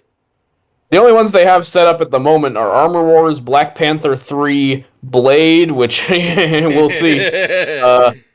Shang-Chi and the Legend of the Ten Rings sequel, sure. Sure. And an untitled X-Men film. So those are the ones that they say, we are absolutely doing these. Yeah.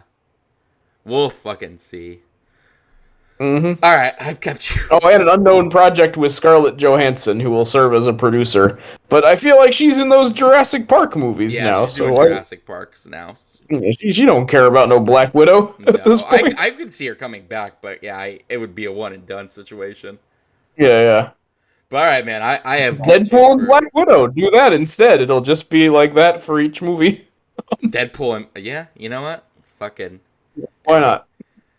Oh, that ends the rant of Brave New World. And I got riled up towards the end as I was reading the Wikipedia page. So I'm glad I got to join you at your level of anger by the end, because man, they really have gooned up this franchise that once worked kind of like a well-oiled machine. Like, people used to compare the MCU to Pixar, where it's like, hey, they really know how to do the storytelling or whatever. It's a fucking Swiss watch, man, and they just don't.